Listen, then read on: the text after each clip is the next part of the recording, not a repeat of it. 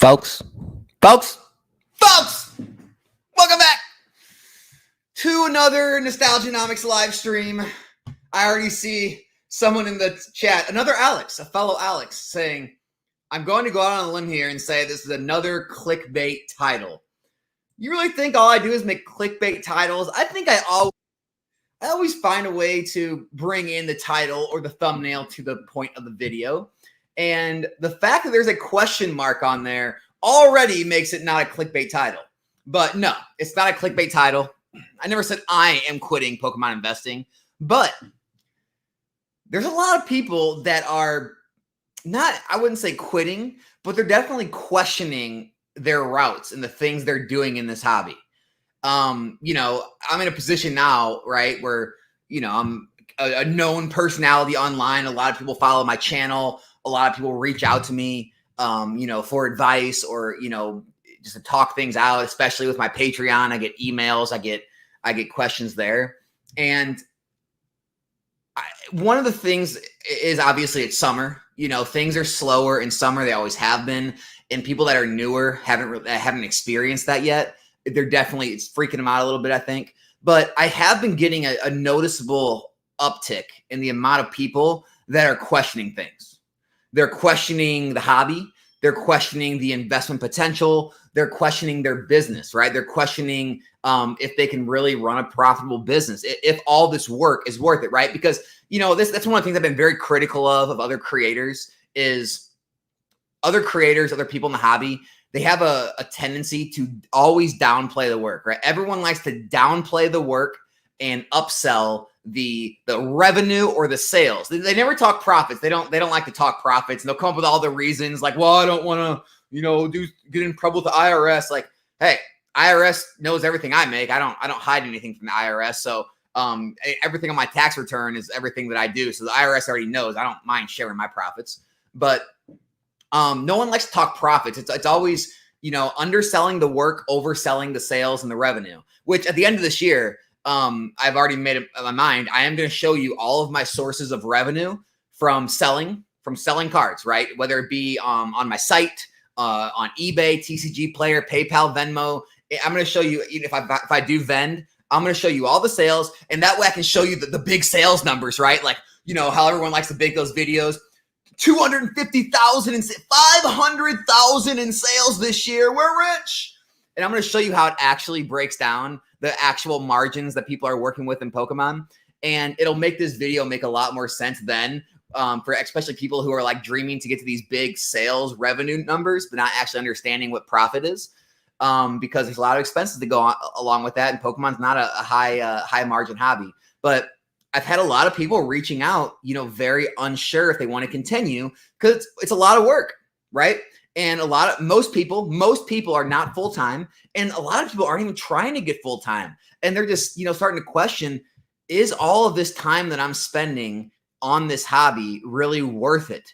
Or, is this minuscule extra amount of money really that effective or really life-changing enough to put this many hours into it when I could be spending time with friends, family? I could be out doing other things, other hobbies. I could be golfing, whatever it may be, right? Whatever other interests you have, right? Or I could just be going back to just enjoying the hobby and collecting with some extra income and not worrying about all the dollars and the cents and the sales revenues, the profits, and all that. And I get it. First thing I'm going to say, I get it. And guys, this isn't just like one segment. This is people trying all different segments, whether it be, trying a bulk business, trying a grading business, vending businesses, just investing in general, right? And I'm having a lot, like I said, I have a lot of people reach out to me, and I've had people questioning every different type of thing they're doing in the hobby. And I get there's some people that are just, die-hard hobbyists, and, they're going to live and die Pokemon. They eat, sleep, and breathe it. If they had their way, they would, be doing something in the Pokemon hobby 24/7. The reality is, though, most people are not wired that way, right? I'm not wired that way. I think I've been pretty clear about that. I have many other interests. Like, I don't try to spend my entire life every day devoted to the Pokemon hobby. But it's definitely I love it, right? I still love it. It's the same way I love, other things in life, but I don't spend all day doing those things, right? And so I think that's where the disconnect is where people, they're looking for maybe an extra income, maybe if it's a business, or they're looking for an investment potential if it's an investment. But they're starting to say, man, I could pick up some more hours at work and it won't take this much of my time. Or, man, I could just continue to put in my regular investments, 401ks or Roth IRAs, or just regular brokerage accounts, and I don't even have to pay attention to it. I just dump it in an S&P index or mutual funds, where all this, man, it's like every day I got to pay attention to this or that, or this swing, this release, that reprint. This shit, Alex, it's a lot, man. It's like, how do you keep up with all this? And so that is going to be the topic of today's live stream. So no, Alex, it is not clickbait. It's very real. Personally, no, I'm not stopping anything. And I've reached a point where I'm going to talk about that too, where things are getting good. But it wasn't always that way. And I think, the bigger channels, I'm not going to name drop anyone because I'm not trying to like call anyone out. And I'm not even talking bad about anyone, right? Like, it's just, I think people, they forget kind of where they came from. And they forget what it was like in the beginning. Like some of your real big sellers, your big vendors, your big creators, whatever it may be, they've reached a point where they have so much capital and they have so much inventory and everything's so smooth, and they have their relationships set up already. They have their distribution set up. They have, all these different kind of arms of their business out there, and everything's running smooth. They're making consistent profits. And so it's not that they're trying to sell anyone. They're speaking from their own experience, but I think a lot of them are forgetting where they came from and how hard it is in the beginning. And so they sell it in a way that, this is so easy. You just do X, Y, and Z. Here, join this group. We'll explain everything, how to do it. It's real simple. You get there quick. It's almost like there's free money everywhere. And it's like that free tendies type thing. Oh yeah. You go vend, there's free money. You sell bulk, there's free money. You grading is free money. You put a card in plastic, it's free money. And everyone's just basking in dollar bills. And the sad truth of it, it's not like that, especially in the beginning. Now you guys, know my story, but anyone that doesn't know my story, obviously, I got back in the hobby 2015, and I started collecting. Was just a collector, spending my money, this is a hobby, right? People spend their money on entertainment. We have to remember that, right? For most people, it's not an investment. And then it became an investment when I saw a lot of my things I had collected start to rise in value. And I started investing and started investing heavier and heavier. And then, 2020, 2021 came, and a lot of my investments went, 5, 10, 20x up. And I just felt like it was, the mother of all bubbles, and I wanted to cash in. And a lot of the sales I made I would say the majority of everything I sold is still less than what I sold it for. So some of the modern stuff I sold is either around the same, if not, higher, some are lower, especially the XY Sun and Moon stuff, some of it. But overall, I still stand by my decision. But anyway, when I got back in and started to invest again, I was just investing, right? I was passively investing, buying cases, buying boxes, whatever it may be, buying, grading myself, putting some of those cards away. But I wasn't running a business, right? And when I decided the content started to pop off and the channel was growing, and, I started to talk to others in the industry who were doing it full time. I wanted to try to make this a full-time income, to kind of go with the content and with the sales side. And so I really jumped headfirst in the sales, and I'll just give you my experience, right? In the beginning, it is very hard, no matter who you are. And it has nothing to do with knowing what you're doing or not knowing what you're doing. Expertise, not expertise, knowledgeable. Look, I don't brag on myself much, right? And I'm not going to do it here. But guys, I'm pretty freaking knowledgeable about this hobby, right? I spent 9+ years learning the hobby, learning all the ins and outs. And I've ran multiple businesses in my life, so I understand business, right? I understand how to run a successful business. And so it had nothing to do with not knowing what you're doing. It's just in the beginning, you have a lot of capital tied up and you're not able to take any income from it.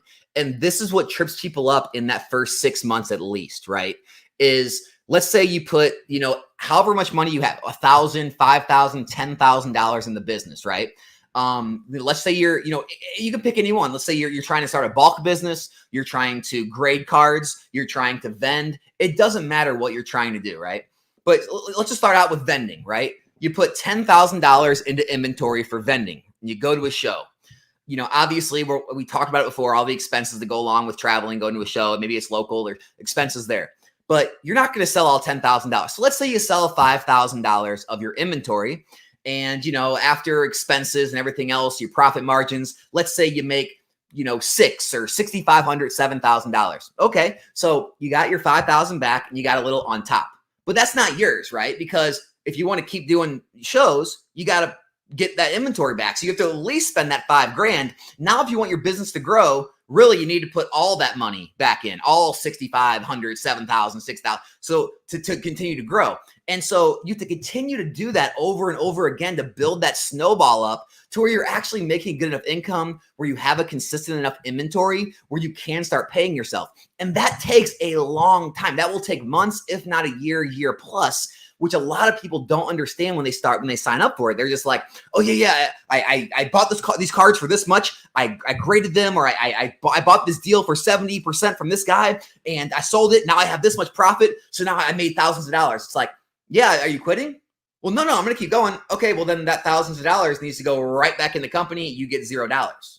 Where when you go to work, you do your work, you get your paycheck, you go home, you don't have to pay anything to work. Maybe it costs you a little bit of gas to get there, right? That's it. You have your money. It's not how it works when it comes to this business. Same thing with bulk, right? Starting a bulk business, you're buying bulk, you're buying products, breaking it down for bulk. Well, not all that bulk is going to sell, right? A lot of it's going to sit there. The popular cards will sell, the high demand cards will sell. Maybe you can recoup a lot of your money, some of your money, more than your money, but then you have to continue to rinse and repeat, buy more, and continue to build that inventory. You're seeing no money. So you're putting in hours and hours and hours of work, all this effort, this research, this shipping, and you're doing all this work and you're not seeing not a dollar, not a penny coming back into your account for months, if not a year plus. And then even with PSA grading, right? You see all these crazy margins like, oh my gosh. So Alex, I bought a bunch of $30, $50 cards. Now they're all worth $90 to $150, $200. I'm like 200-300% margins. Okay, great. So first off, let's say you put $1,000 into cards. You sent them off to PSA. That $1,000 is now locked up. It's locked up for at least a month, 2 months while your cards are graded. Okay. When the grading's done, you get that bill for the grading. Then you get your cards back, okay? You have some time, right? You have some time for that credit card bills due. So now you start selling those cards to pay that PSA grading fee, right? When you're selling those cards, you're incurring fees and shipping costs, shipping materials. And also, if you want to move them fast, you're probably going to have to either sell them, I don't know if you're vending, or sell them under markets. You'll have to auction them, maybe use eBay's promoted tools where you pay an extra percent on top of the 13.5%. To sell them quicker and get them higher to the top. That's those sponsored listings you see. And so your margins are cut off there. And so after everything's said and done, you make some money, but guess what? Your pipeline, there's nothing in your pipeline. You don't have anything at PSA. So realistically, you need to have been buying every dollar that came in. You need to have been buying more cards to continue to send into PSA to build up your backlog. So you constantly have orders coming in to keep your inventory fresh, to continue to keep your cash flow going.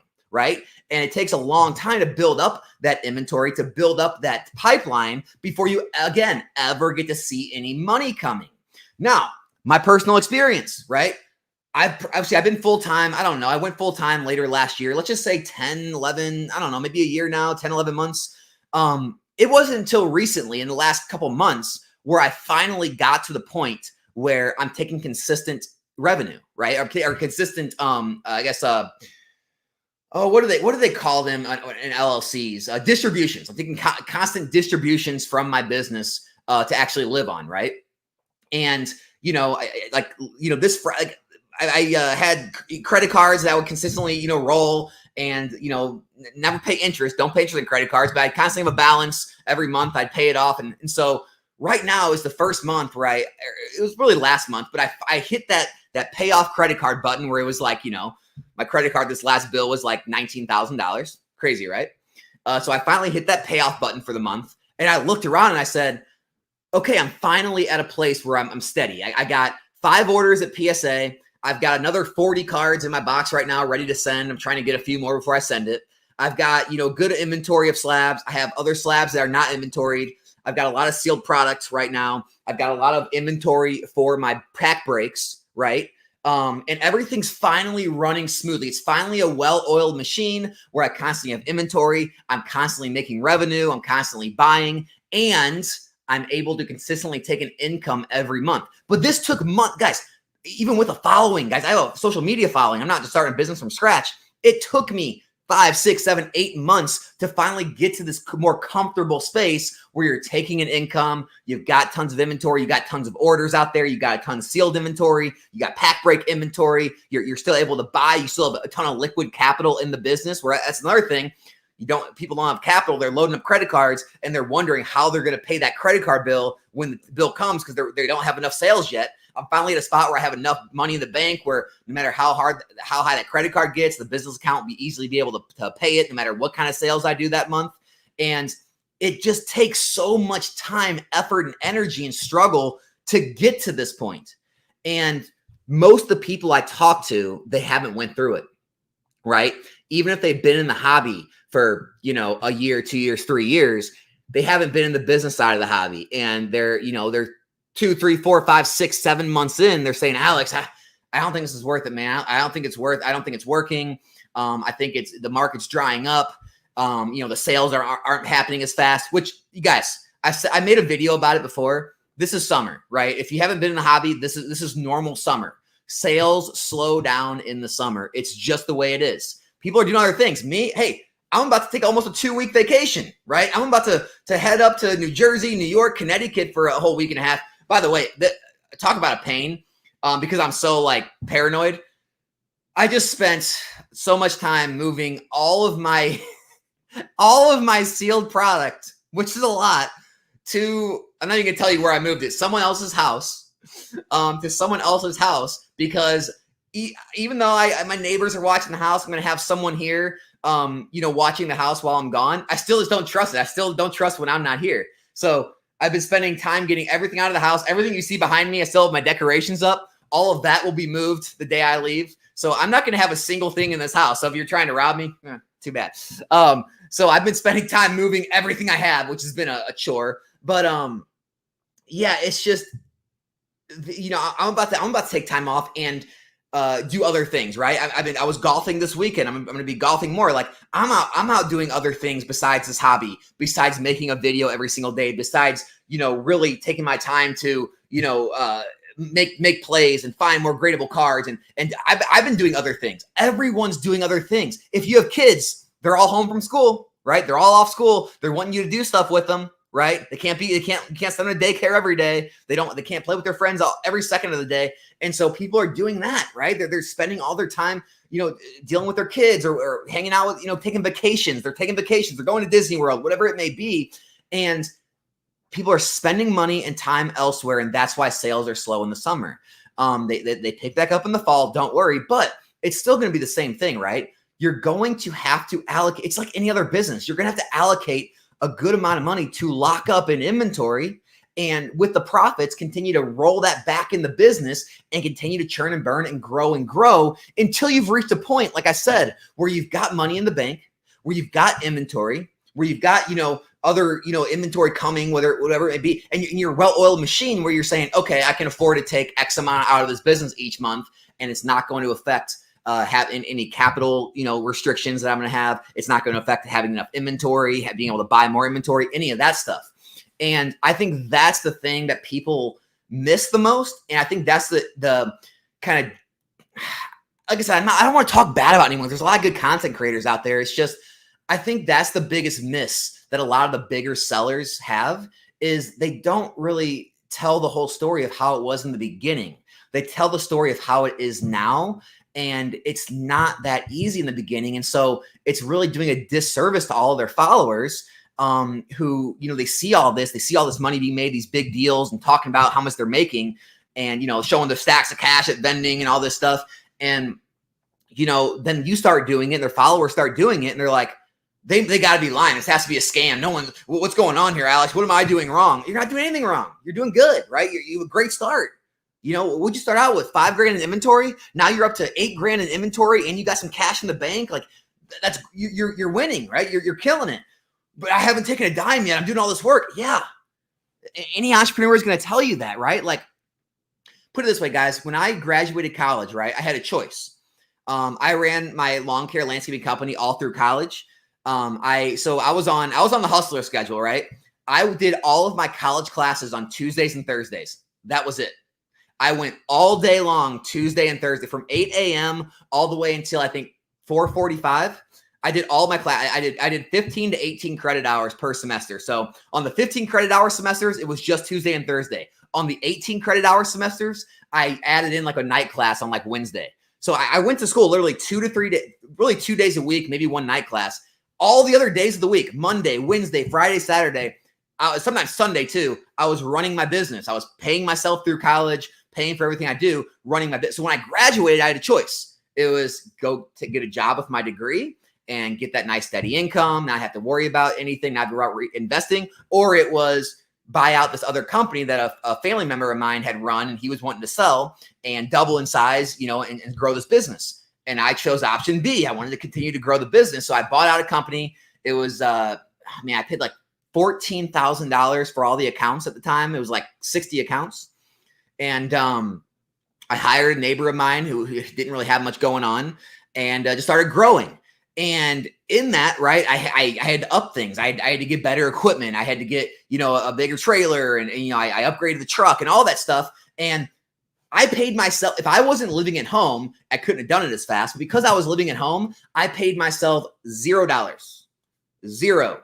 My employee was making way more money than I was because I was busy paying down the equipment, paying off all the, the truck, the accounts. Like I was growing the business, constantly growing, getting supplies and inventory built up. And that's how any business is. You're not going to make money right away.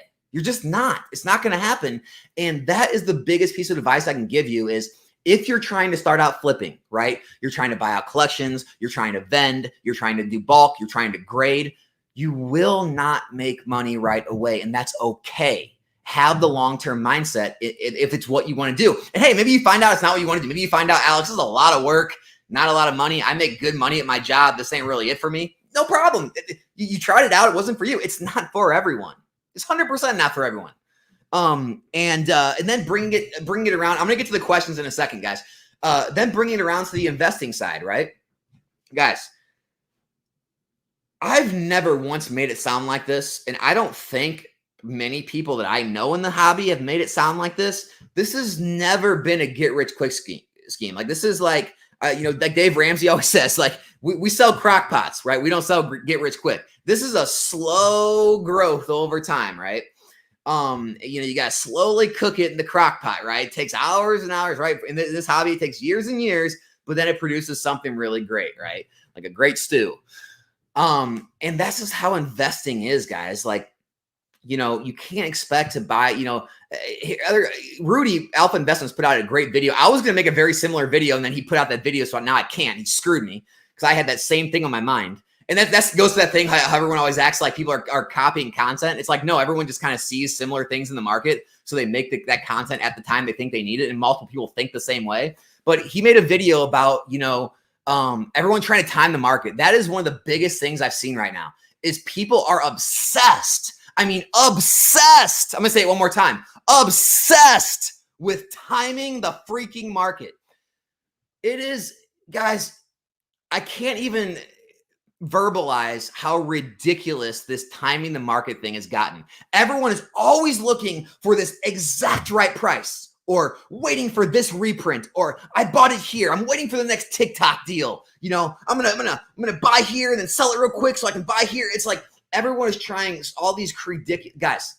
Investing, it's all about putting the money in and leaving it there. It's always been that way, right? You can look up studies they do about the people who have built the best net worth with their 401ks or IRAs. And the biggest factor, it's not did they choose the right mutual fund? Did they invest in the right stocks? Did they catch the next Tesla, the next Bitcoin? You know what it is? It's they consistently put money away every month and they freaking held it. That's all it takes. That's investing. It's not about getting the exact right set, right? It's not about finding the perfect play, the perfect price point, getting in right at the right reprint. It's about the people who consistently put money in it and hold it. And as time moves on, it ages and it produces gains. That's all investing is. It's all it's ever been. And then, yeah, when you're in the hobby 2, 3, 4, 5 years, you have a nice inventory of boxes that you paid $80, $90 for that are worth 2, 3, 4, 700 in Evolving Skies. Go back to Sun and Moon XY, thousands of dollars holding these items for 5 to 10 years. And it's just the way things go, guys. And so, the people who are always running around with like a, trying to catch their own tail or something, trying to always find these best prices and do this, do that. Usually those people are the ones that they miss the moves, right? I forget how many days it is, like 10 days. If you're out of the stock market 10 days throughout the year, you've missed like 90% of the gains. And I feel like it's the same way in this hobby. There's people are always trying to move money here and there. And it's like, then the moves happen and you missed it, right? When all the all-stars went to the moon, when like things like the Chi-Yu or the Greninja or what else, or, the Magikarp, the Tyranitar, or, the boxes, right? When Evolving Skies went from 4 to 700, everyone who's always trying to manipulate the odds and try to, move money here to there. I'll get back in there later. I got to sell it now though, to keep my profits. And I'll buy this and I'll take those profits, buy it back. Those are the people that miss it. And then they say, oh, well, I missed it. I'll get the next one. I can't buy it now. And it's just like, if you would have just held it and stopped trying to move money here, here, here, you'd have been better off. You'd have been so much better off.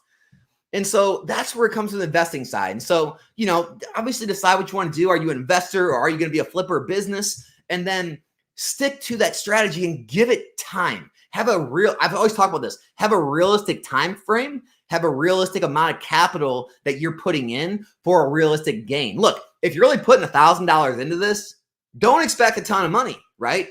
Don't expect to make thousands of dollars. If you're putting $10,000 into this, don't expect to make tens of thousands of dollars, right? If you're putting $1,000 in, expect to make $100, $200. Putting $10,000 in, expect to make $1,000, $2,000, right? And that's what it all really comes down to, guys. So again, I know some of my videos, it sounds like I'm being like a downer or like negative, but I just want to be the voice of reason in this hobby. Some of the content I click on, I try not to watch a lot of it. I try to stay out of the space, to be honest with you. I watch like podcasts. I watch like entrepreneur type stuff, business, like stock market content. I watch like stuff outside the Pokemon realm just because I don't like the Pokemon content right now. A lot of it, I don't like the direction it's going because it sort of gives this inaccurate picture of what this hobby is, of the business side of this hobby, the investing side of this hobby. The market channels are fine. They're telling you, they're keeping you informed of what's happening, what's going up, what's going down. That's all good. But anything else, it's just, it's kind of giving a disingenuous view of what's really possible and the time frames, what's possible and the amount of money you can actually make. And, one of the things, my last thing I'm going to harp on, guys, I say this all the time, but just don't pay attention to anyone that is throwing out sales numbers. Just don't pay attention to it because it's not that it's bullshit, but it's meaningless, right? Look, if I wanted to, I could become a 7-figure seller right now. I got the money. I got access to the capital if I need it. I can easily sell 7 figures this year if I want to. All day. Will I make money on it? I don't know. That's not important though, right? I can show the sales. I can, without a doubt, if you like bet me money, I could without a doubt get my hands on enough product, move enough product, and I have enough access to capital to do these moves to sell over $1 million a year. Does that mean I made money on that $1 million? Nope. Doesn't matter though, right? Because then I can show those big sales, those thumbnails. I did $1 million in revenue. I'm rich. Don't listen to it, guys. Unless people are breaking down every expense that went into that, every dollar they paid for the cards, the collections, every dollar they paid for grading, every miss they made, every loss they took, every dollar they put into shipping materials, business expenses, travel, vending, every dollar, unless everything is accounted for and they're showing you the exact profits they made on that 100, 250, 500,000, $1 million in sales, it's all null and void. It's just numbers. We're just throwing numbers out there. I did 500 grand last year. You look at me. Cool. What does that mean? It doesn't mean anything, right? I mean, maybe you did 5% margins and this guy did 50% margins. He made 250 grand. You made what? 25 grand. It happens. There's people out there that do tons of sales, don't make a lot of money. And so make sure you guys just don't buy in too much to all the sales and revenue stuff out there, because it doesn't tell the whole story. So that's my rant. No, it wasn't clickbait. I think a lot of people are coming to that decision. Is it time to maybe not quit investing, but definitely quit their business side of things? Some people are quitting investing, right? It's just not happening fast enough. It's too much to pay attention to. It's too much work. They really just throw their money back in the stock market or throw their money in a piece of real estate. And I get it, right? It's not for everyone. Okay, there's a lot of, it's a very active market. You have to be very active and stay very engaged. I get that. And as far as the business side, I think a lot of people are just, and again, guys, it's not me talking. It's, I don't know, 12, 13, 14 different people that I've got emails, that I've had, Discord, Instagram conversations with, that I've had FaceTime conversations with, that are, struggling. Not that they're struggling like financially, they're just struggling inside themselves, trying to, convince themselves if this makes sense. How much longer do I have to go for it before I start making money? How much more do I have to do? How much bigger do I have to grow to start actually making it seem worth it to me? Because, unless there's people out there that are just like, I just love Pokemon so much that I don't care. I love buying. I love selling. I love shipping. I love packaging. I love, every bit of it. And it's all fun for me. It's all just like playing a game. Then, hey, that's the best possible scenario to be in. I'm actually very happy for you. And I'm jealous. But to most people, they don't enjoy every aspect of the business or investing side. And it comes to that time, they got to make a choice. And so I'm not here to make it for you. I'm just trying to give you some stuff to help, kind of make that conversation within yourself. And, you can always reach out. I'm always here to talk to. But I hope everyone continues to enjoy the hobby the way they see fit, and continues to be successful. And if maybe just do those numbers again, see how far you've actually come, right? This will be the last thing I'll say, and I'll take questions. Maybe if you haven't been actually taking money and it seems like it's just draining money from you, maybe take an inventory, right? See how much inventory you have, how many cards you have out grading, how much, bulk you have, how many, whatever just take an inventory and see how much money you have in this hobby currently and how much you've actually put in. Because a lot of the people, you're probably doing pretty well. You probably have a lot more in inventory than you put in. You're probably up a lot on your money. You just don't see it because it's all sitting in boxes. It's all sitting in slabs. It's all sitting in singles or bulk. And you just don't realize it because it's not realized gains yet. But you have a lot of actual unrealized gains. And that might help kind of calm you down and help you push forward and persevere till you get to that point where it's a lot more comfortable. So, that's all I got, guys. Let's go see what the chat's saying. It's that question and answer time. See how everyone's doing. That wasn't so bad, right? That wasn't so bad. Good talk. We good? Good talk? All right. Jason Beck said some stuff. He said, for some folks, yes, good or bad. For some, time to cash in their gains. For some, it's time to start their Pokemon journey. For some, it's time to reflect and enjoy. Couldn't have said it better myself, man. First, it's a different answer for everyone. Don, thanks for being here. Boondock Games, appreciate you being here, man. Hope you got time to jump back in. Jimbo Slice, it's all going to zero. Everything's going to zero, baby. I like it. Sell everything while you can. Galaxy Card Shop, absolutely. Where is Brett going to get his Bugatti now, guys? Where's he going to get it? He's not going to get his Bugatti. Guys, thanks everyone for being here, by the way. Middle of the day on a Monday. Appreciate you guys showing up for these chats. And everyone leaving questions. CTG Collectibles, I see you. Poke Department Store, what's up, man? Everlast, Market Scrapper, Counts, what's up? Kai Z, what's up, man? Always with a goat comment. If I don't get to your name, guys, I'm sorry, but I do appreciate you guys being here, so thank you. Happy Monday morning, Everlast said. DJ and Collector, what's up, Alex? Hope you're having a nice 4th and enjoy some time outside. Hopefully you get around in golfing. I did get around to golfing. Played all right. I still didn't break 80. I still haven't shot in the 70s since I was younger, but, I did drive a green on a par 4 and I did have a chance at an eagle, which I did miss. I got a birdie on it. So that was fun. Anytime you can drive a par 4 green and get a chance at an eagle, that's always a good time, even if you didn't score well. So yeah, I've been having some fun playing some golf this summer. Let's see. Hey, Fat Belly Collects. I did my first buyer POV video. Hoping to get a better camera and setup. That's awesome, dude. Congrats on that, man. Yeah, that's the hot stuff right now. That is the hot content. We just had Bulbasaur on last week. That was a great interview. If you guys want to go check that out live out.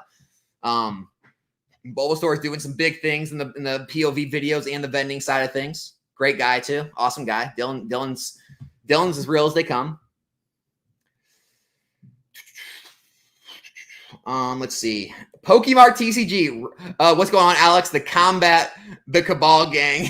The Cabal Gang. I like it. All right, Galaxy Card Shop. Seems like a lot of people get into Pokemon business expecting to make easy money, but it's a wake-up call when they realize how much work it takes and how long the margin. Yeah, I agree. And, it's one of the clashes I have with other creators and other people in the community is other people are like, well, it's your hobby. You should enjoy it, right? This is all enjoyable. It's like, it's all fun. So it doesn't feel like work. It's like, dude, look, if you're in that camp, you're in the small minority. And again, I'm happy for you, but no, let's call it what it is. It's freaking work.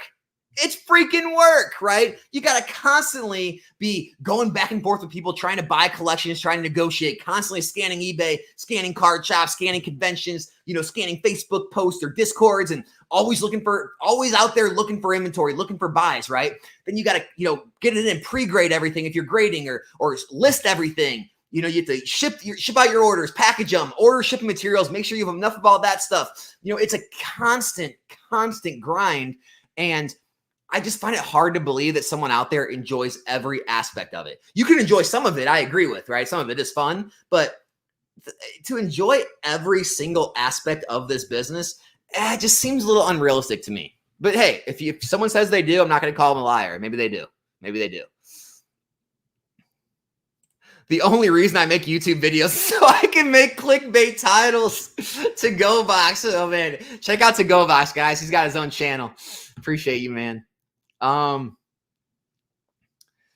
Speaking of selling cards, can you explain TCG Player's fee structure? I sold a case for $11.06 and the fees were $80. When I sold a couple boxes for $500, the fees were $66.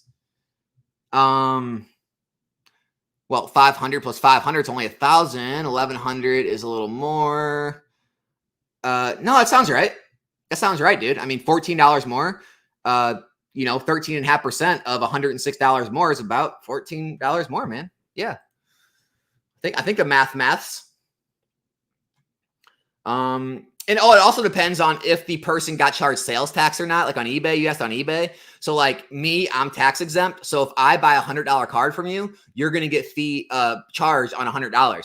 If someone else who isn't tax exempt buys a $100 card, they're going to get taxed, and then you're going to pay the fees based on their tax rate. So basically, you're going to pay fees on like $108 instead of $100. So that'll affect things too. So taxes will affect the fees. Yeah, most investments are boring. This kind of investment's enjoyable. Actually, absolutely. That's one of the big things about it. You get to have stuff behind you. You get to have art and, decorate your house with it. And then also you get to make money on it like an investment where it's not just like numbers on a screen and like, ticker symbols and things like that.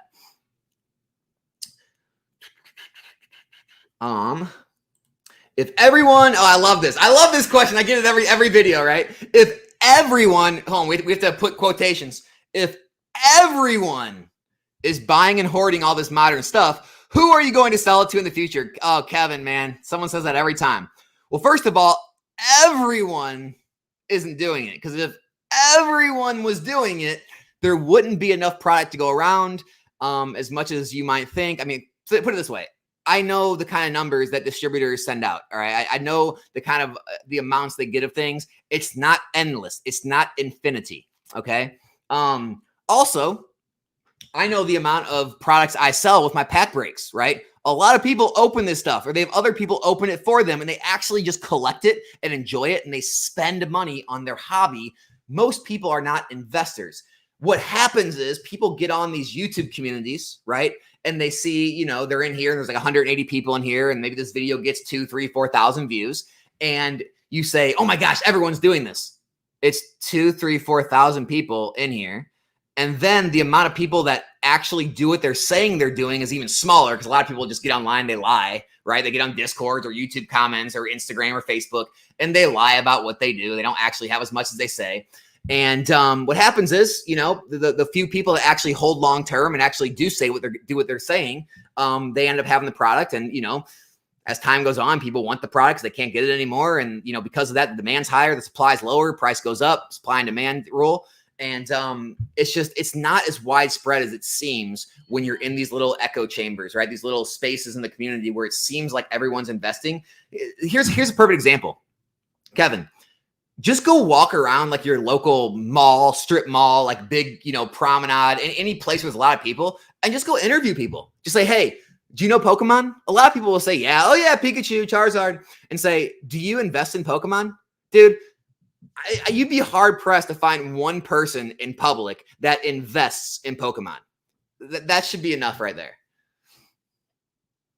But I'm sure almost everyone you talk to will have some kind of investment in the stock market and somewhere else, right? Like no one invests in Pokemon. It just seems like a lot of people do.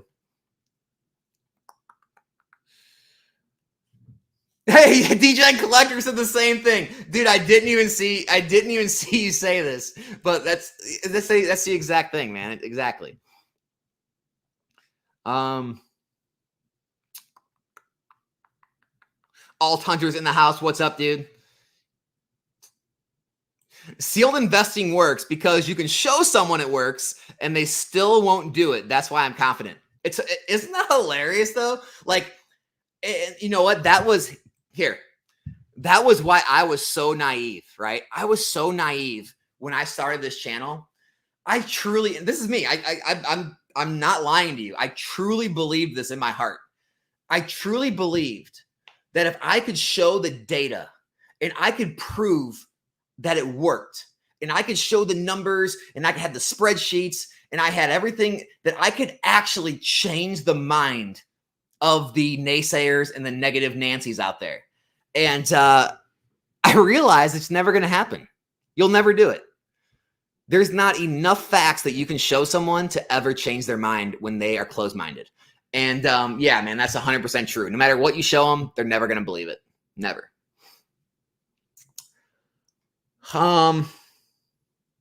Speaking of the truth, I own a property management company with 723 apartments under management. I didn't take a distribution for 4 to 5 years. 4 to 5 years, guys. Are you willing to put 4 to 5 years into your hobby to eventually take a payout from it? Got to ask yourself that. Got to ask yourself. Am I married? Absolutely, I'm married. Been married for, 9 years now? Oh, man. Now I'm in trouble. Oh, geez.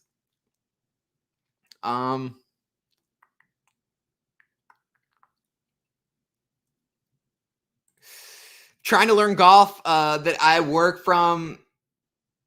Help a brother out. I just inherited some golf clubs. Help a brother out. I mean, what? Teach you how to golf? You need some help golfing? I don't know if I'm the best teacher. I'm more of a doer. I never know if I make the best coach. I'm more of just a doer. But I could try.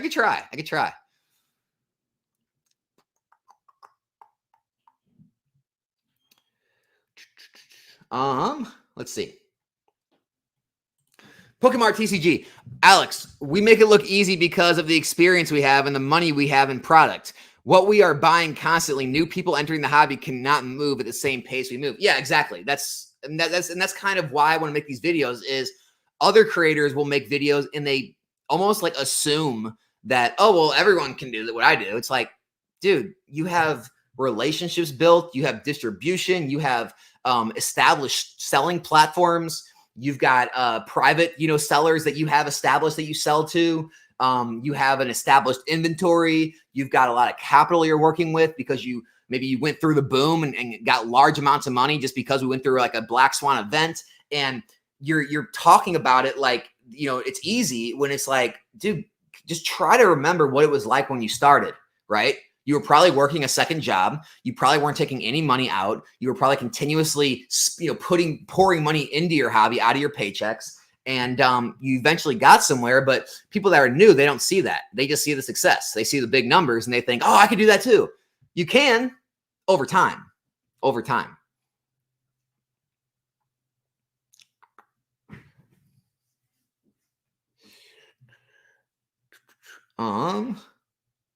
Let's see what we got.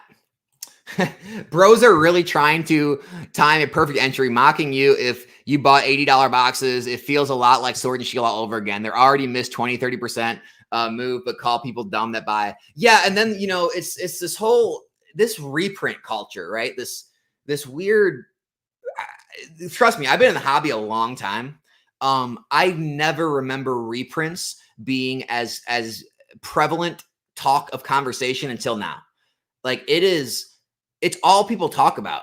Literally, I mean, and I'm not trying to like put him on blast, but I just posted and I have a video coming about Twilight Masquerade tomorrow, by the way. Oh, sorry, Wednesday, by the way.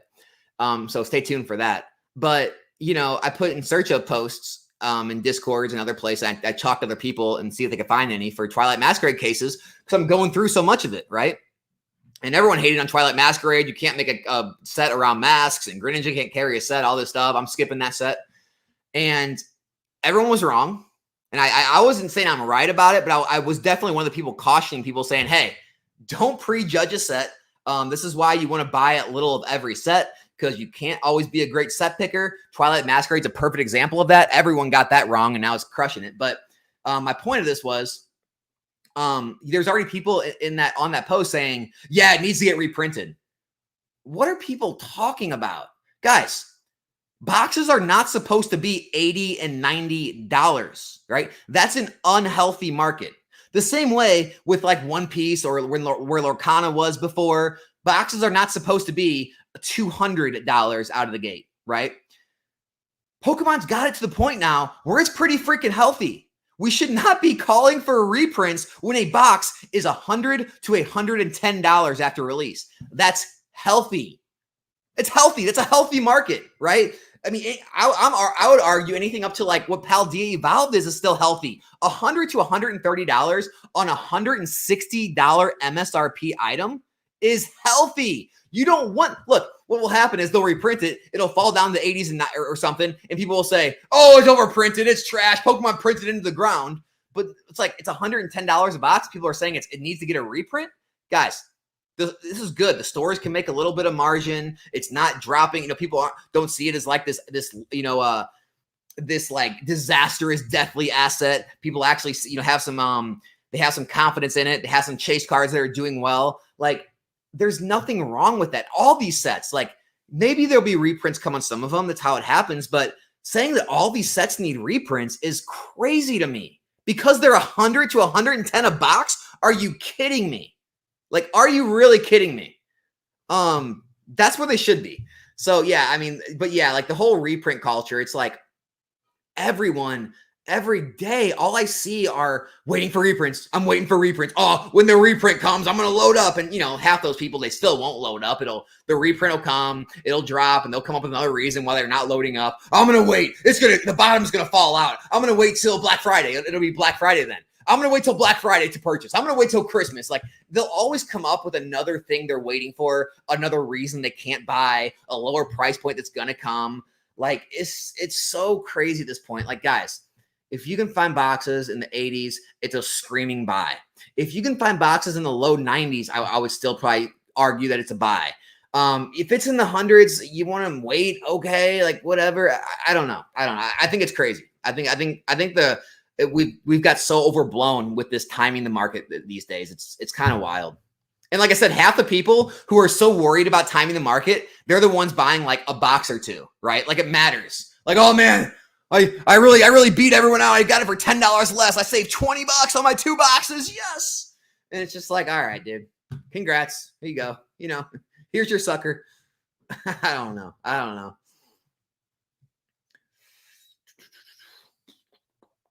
You can't hold forever. So when it's time to sell, dude, that's different for everyone, right? Some people out there that I talk to like to sell when things double. I had people already sell Lost Origin, already sell their, Fusion, their chilling, all that stuff. A lot of people sell when things double, right? And they think they can do better flipping that money into, $80 and $90 boxes of Scarlet and Violet sets. And they do that. And they hold that for, 2, 3, 4 years. They double that. They do. And it was not a bad idea. It's definitely not a bad route to go. Sometimes I'll sell sets when they double. Sometimes I'll sell sets before they double. Sometimes I'll sell sets. Sometimes I'll still hold sets longer. It just, for me, it's a feel thing. I try to gauge the supply. I gauge the market demand. I gauge the cards in the set. I don't have an exact answer on a time frame or exact price point. You just have to find what's right for you, right? Where you feel that capital could be used better. One of the big things about selling is selling fees. If you're selling on major platforms, is you have to think like, okay, if I sell a $2,000 box or case, right? Let's just say $1,000. If I sell a $1,000 case, I don't have $1,000 to move into a new investment, right? I have, let's say after fees and shipping, $850. I have $850 to move into a new investment. And even all the people out there, well, that's why I sell on Facebook. That's why I sell on Discord. That's why I sell on Instagram. Great. Odds are you're not getting what eBay and TCG Player are selling for. You're getting less because people know you're saving the fees. So it's all about the same. You get less money than what it's worth, right? And so you have to ask yourself, do I want to continue to let this $1,000 item appreciate? Or do I want to move my $900, $850 into something else where I think that can perform so much better that it makes up for that expense I ate having to sell, right? That transaction cost. Where a lot of the times people don't take that into account. They just say, well, I sold this case at $1,200 and I bought these boxes and now they went up 100% and the case only went up 80. It's just like, well, that 80% it rose though. You have to remember to take out those selling fees you incurred. Like you didn't put all that money into that new investment. You put 85% of it into that new investment. And so you still may be a little behind if it didn't rise enough. And so there's a lot of factors need to be, I can make a video about that, but there's a lot of things that need to be thought about before selling and buying something new. But a good rule of thumb is sell something when you feel that money can be better put to use in something else, right? If you think selling Evolving Skies right now it would be better putting it into a case of a Scarlet and Violet set, that's when you sell. When you believe that it's a better option. Now, you could be wrong, right? We can all be wrong, but as long as you have that in mind that you think that money's going to perform better somewhere else, then, make the play based on your thoughts. That's all it is. It's all a guessing game, guys. We're all trying to predict the future here. Let's see.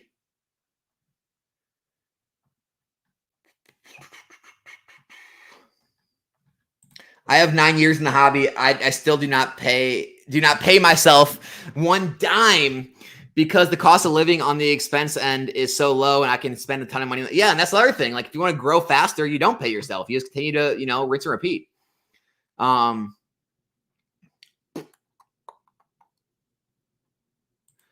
disagree. I love vendor POV videos. Who said something bad about vendor videos? Yeah, vendor videos are great. Who said that? I didn't see you said something bad about it, Fat Belly. Sorry, man.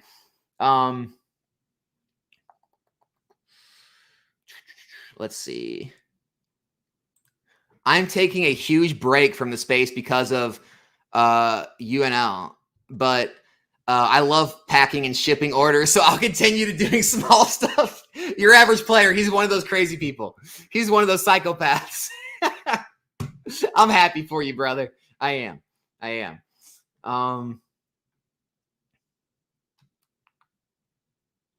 Where are you finding cards to grade? So that's one of the things. Now that I have a good, like I said, I have a good pipeline established. I probably have, I don't know. Like I said, I have 5 orders of PSA. I got one order that's almost ready there. I try to keep my orders between 50 to 100 cards usually.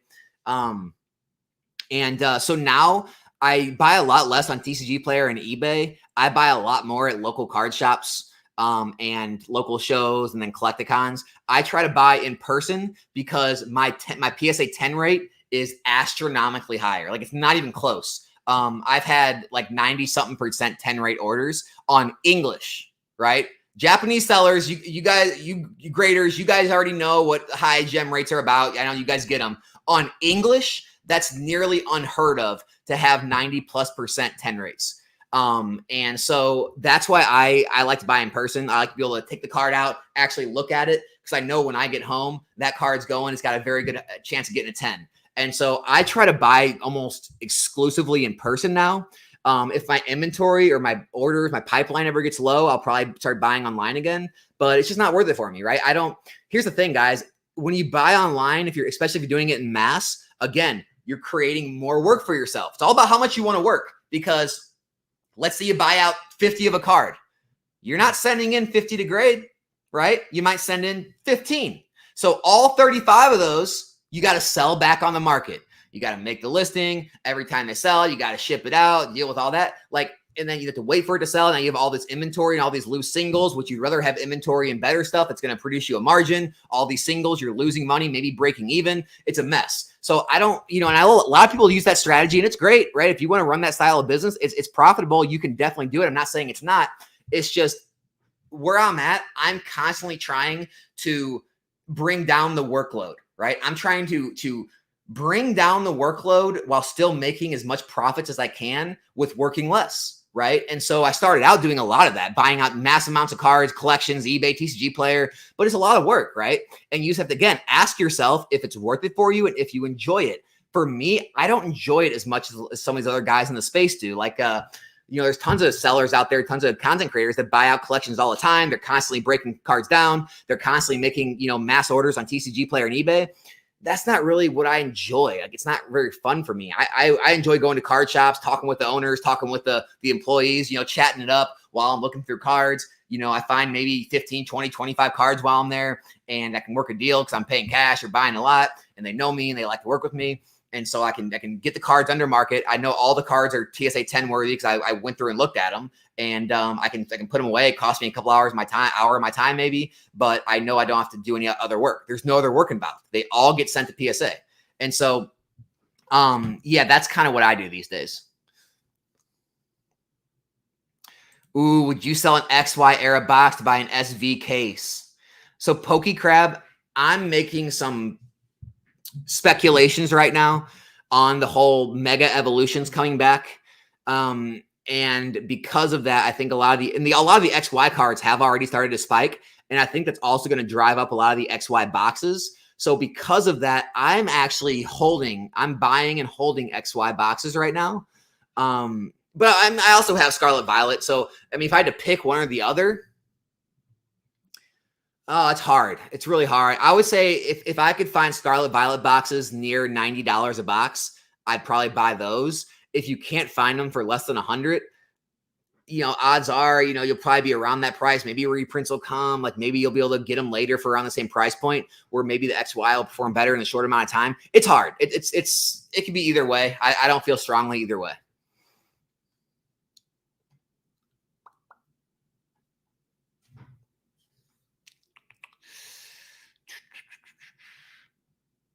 How are you, Dusk, on 151 bought high? What? Dusk down? How am I down? Like, I'm not in one. So I'm up on my English 151, like my PC ETBs, like my UPCs, like all those are up quite a bit. I'm not in Japanese 151, so I don't know.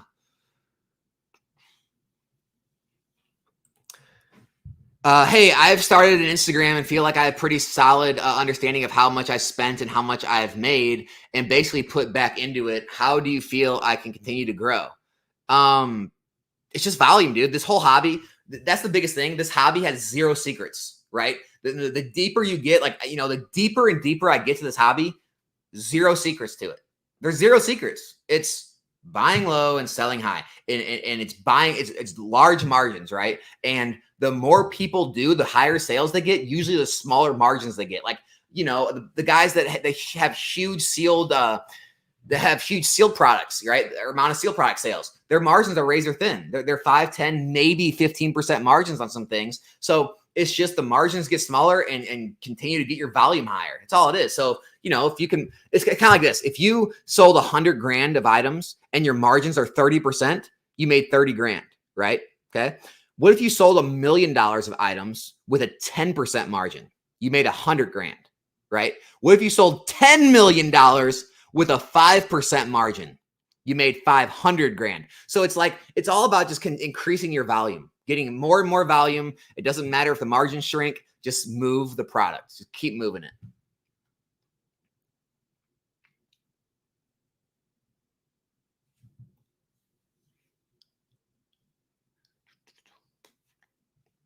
The one I struggle with is the sale. I personally think the first FOMO wave is the easiest stuff, is more liquid while it's under $300.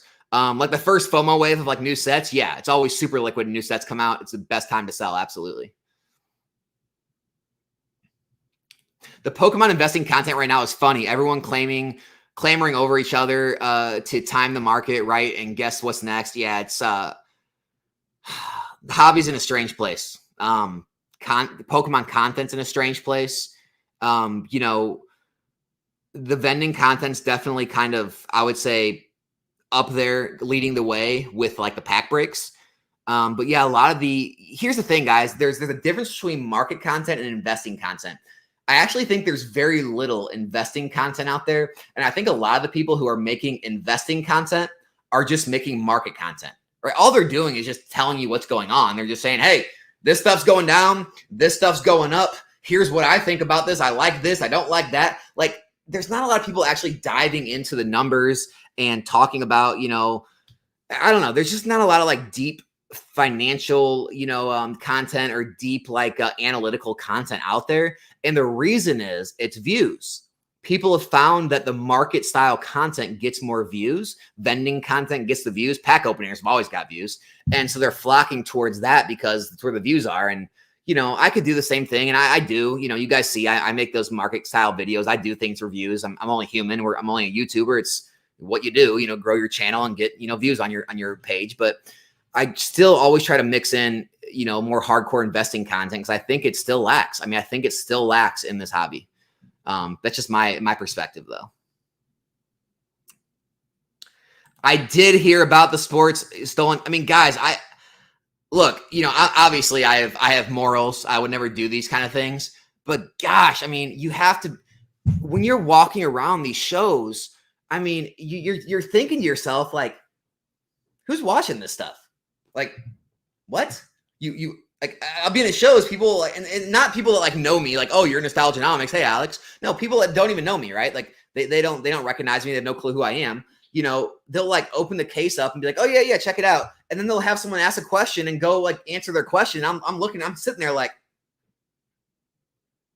what? Like, if I wasn't like an ethical, moral person, all this could be gone right now. This is like tens of thousands of dollars. It blows my mind the amount of trust that vendors and people have at these shows. Very strange, right? Like, it's only a matter of time before something like that happens, right? Like, it sucks that it happens, but it makes sense that it happens, right? You only have so many people working a table. Your eyes can only be so many places. You're so busy. There's eyes everywhere. You're showing this guy that card. This guy's got that card. You're showing this guy this. Like, it blows my mind. Like, maybe it's me because I'm just like I'm more of a paranoid type person. I've always got eyes in the back of my head, right? Like, you know, I was talking about this with all my friends, like, especially going up to the Northeast, right? Like going to New York and New Jersey, and, you know, we're hitting Atlantic City. We're going to Connecticut, see some friends. But, you know, we were talking. It's like, yeah, that's how I am. Everywhere I go, I'm like head on a swivel, right? I'm always making sure, like, checking my surroundings. Like, am I going to have to bang with someone? You know, like, I'm always like making sure of what's going on around me. And I just don't think people are wired that way at these shows. Like, they're just like, here you go. Here, take this, take that. Okay, I'll be back. I got to talk to a friend of mine. It's just like, dude, you just handed out like $4,000 in cards. What are we doing here? I mean, it sucks, but I get it. You know, people need to get a little more protective of their inventory. That's my thoughts on that.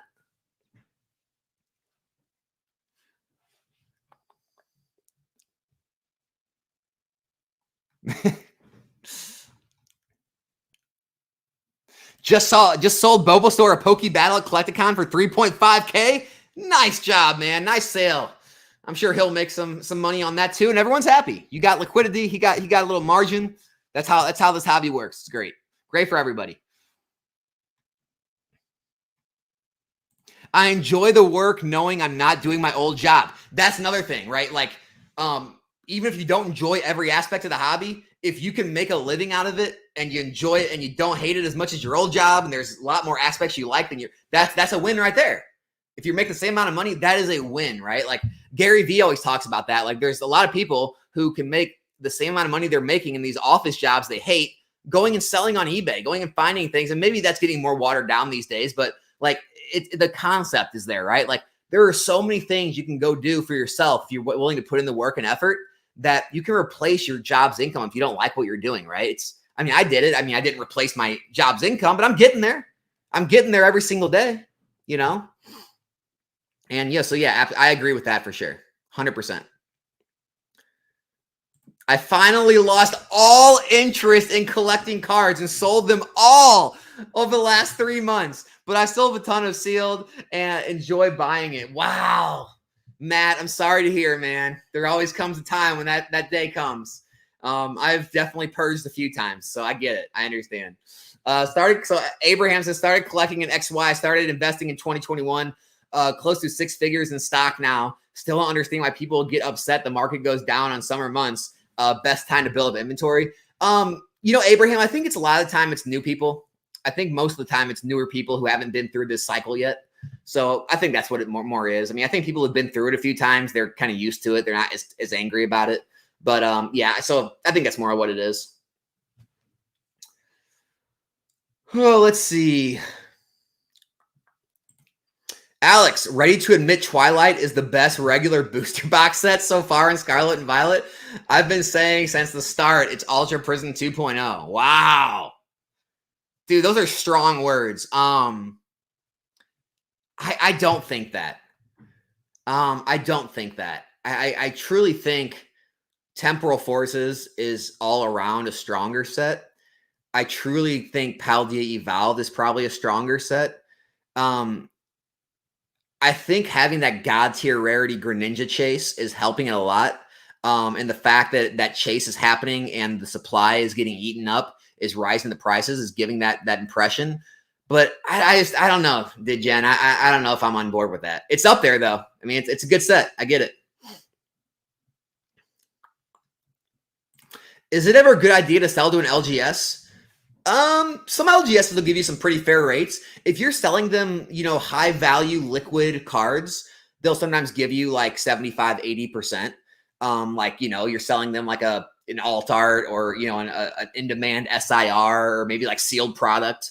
So, I mean, here's my deal. If you can get 80% and you can like just bring it up to a booth, like a vendor, or you can bring it up to a store and you can just get instant liquidity right away and you don't have to deal with trying to list it or ship it or ship materials or dealing with customers and emailing back and forth wanting questions. If you can just do a mass liquidity event and get 80%, I think that's always a good idea. The time you're going to save, you can probably do better with that 80% than the 100% or whatever you're going to get after fees and stuff. Taking all the time to sell it. It's kind of why auctions can be a good thing. So yeah, I think if you can get the right amount, it's a good idea. Good deal.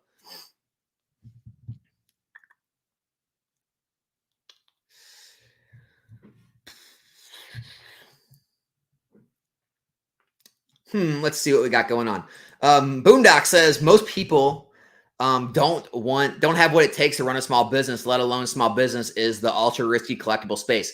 100%. And I think people just realize that at different stages. Stephen Young, the reason people don't collect or invest in collectibles is because they have so many other places to park their money in order to invest in Pokemon. You would have to know just about everything. Yeah, it's the same reason most people don't invest in single stocks or crypto, right? But tons of people are investing in the crypto ETF. Tons of people invest in mutual funds and all that. It's because it's a way to just park your money and not think about it, right? A lot of people, guys, here's the thing. A lot of people don't want to think about their investments. They want to just work, put their money in investments and get off work and enjoy their life and hang out with their kids, their wife, their husband, go out, do things outside, maybe watch movies, play video games. They want to enjoy their lives and other things than trying to worry about what the Pokemon market's doing, right? And I get that. And honestly, like I'm somewhat that way. I'm kind of like a hybrid, right? Like, I understand this is a business. I keep very close, tack with the market, but I also do other things. I'm not one of these like all in people that I spend, 24/7 on Pokemon. And, some of the people I talk to are actually way more hardcore than I am, right? Like people think I'm hardcore, dude. Some of the guys I talk to, they are obsessed with Pokemon. Like they're constantly wheeling and dealing, making deals, making buys, making sells every single day, all day long. And for me, I can't do it. Like I need to step away. Like a lot of the times on the weekends, like I make my videos, I'll pre-record them and I'll step away for the weekend. I won't look at the market. I won't look at a lot. I step away because like I'm one of those people, I need time away. I need, some sort of balance. I need time outside, time doing other things, hanging out with people, like, and so it's definitely takes a lot more active approach to be involved in the Pokemon market, kind of like an actively managed like stock market fund. Like those people are spending their entire workday, like, analyzing every stock in their mutual funds that they're managing. And that's kind of what you're doing in Pokemon for yourself. So that I agree.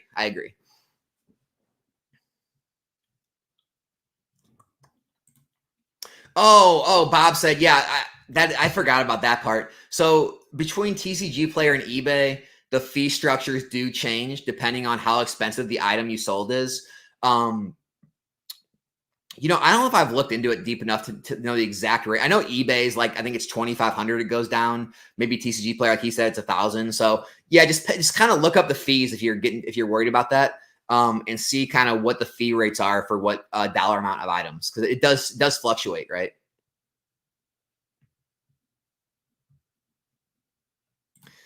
Dude, it is Pokemon. Fat Belly, I will fight you on this.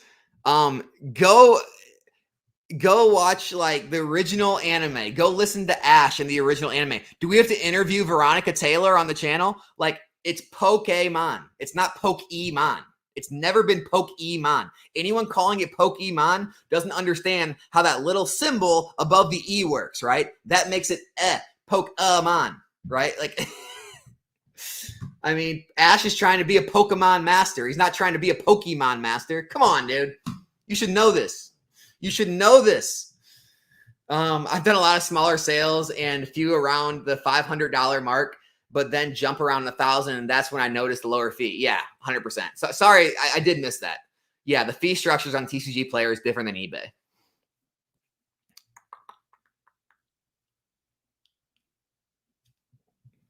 I feel like people are not comfortable investing in Pokemon unless they know it. They know about it, like know every aspect that they can about it. Plus 85% of my money in the stock market is institutions and not. Yeah, 100%. People are definitely worried about their knowledge base. I agree. And that's good. That's a barrier. We call that a barrier to entry, right? Anytime there's like a barrier to entry for people, it keeps people from doing it, which again, it kind of breaks that whole idea that everyone's doing this, right?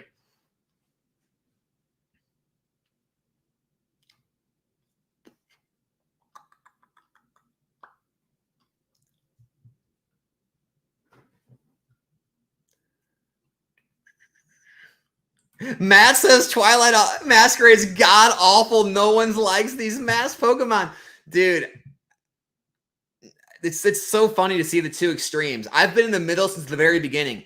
I remember when you can go back and like read through Discord. I was defending Twilight Masquerade, and I'm not trying to jump on the bandwagon and say like I was right and I told people to invest. I didn't do that. I'm not that. But I did tell people, hey, you need to chill out on the hate. It's probably not going to be as bad as people think. This set could actually surprise people. It's got a Greninja. Some of these IRs look great. It's got some waifus. Like I said, I was like, just pump the brakes on the hate. Like, give it a chance. So I was the person saying that, because I don't think it's that bad. I'm not on the bandwagon. This is the greatest set ever. I'm not on the bandwagon of his trash. I'm right in the middle. I think it's a decent set. And I think because it surprised people, it's probably going to perform well like some of the other sets in history that surprised people. So that's my take on it.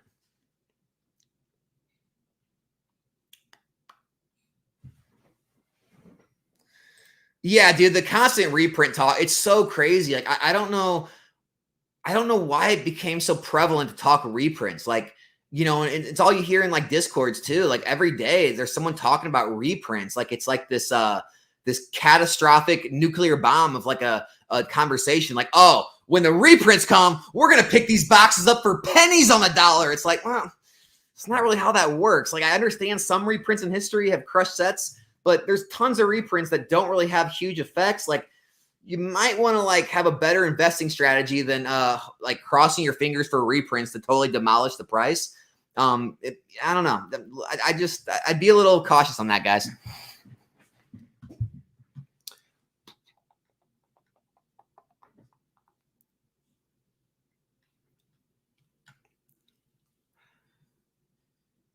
I will say that I'm waiting for 151 reprints. I've got a case of UPCs, but opened up my entire case of ETBs. Dude, Michael, if I don't know if Costco is still selling them, dude, if you can buy UPCs for $80 to $90 at Costco, buy them. Like, there's no need to wait for reprints. There's just not. I mean, what are you waiting for exactly? Like, do you think these ETBs are going to go like sub 40? Like, the reality is they're probably going to drop in the 40s, maybe, if a reprint comes, right? Like, because there's tons of people on the sidelines all waiting to buy right now. The supply is going to get eaten up very fast. Like, I don't know, man. Like, I think if you want to invest in 151, the UPCs are the play. And then if they reprint ETBs, you can get some of those too. But I don't know, man. I think it's still a good pickup at these prices.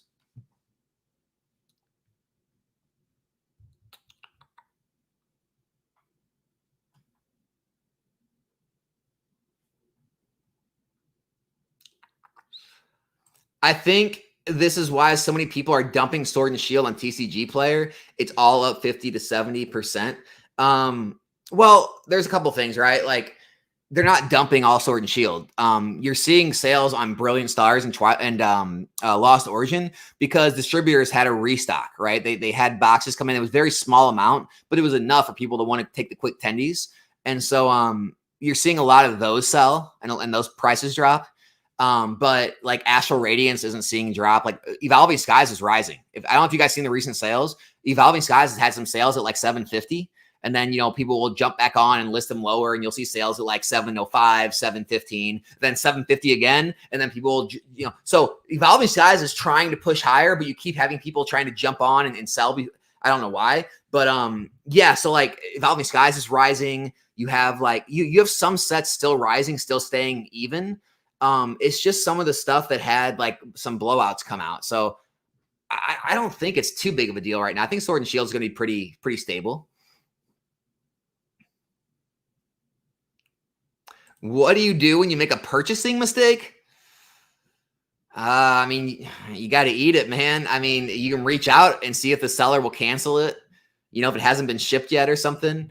But yeah, man, you just got to eat it. Sometimes you got to eat it. Still waiting for the cereal opening. Hear that? You hear that, guys? 100% sealed, baby. Might have to open it up and eat it one day. I don't know. The cereal box opening. I like it.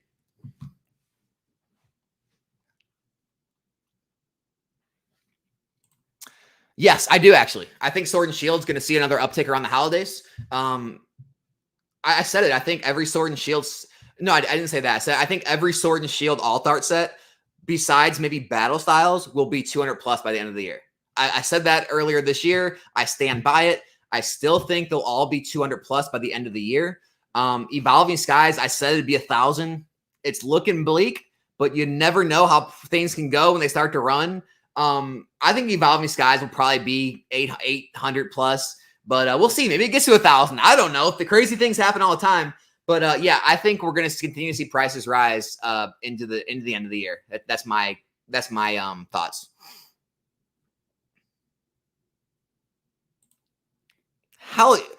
Who doesn't watch Alpha Investments? If you invest in cardboard, how could you not know who Rudy is, right? I mean, he's the GOAT. I mean, you can't touch Rudy.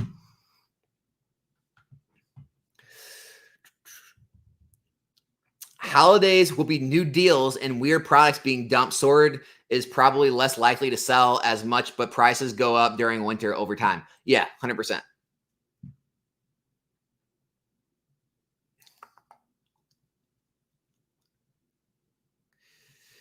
There's so much money to be made flipping sealed product at the moment.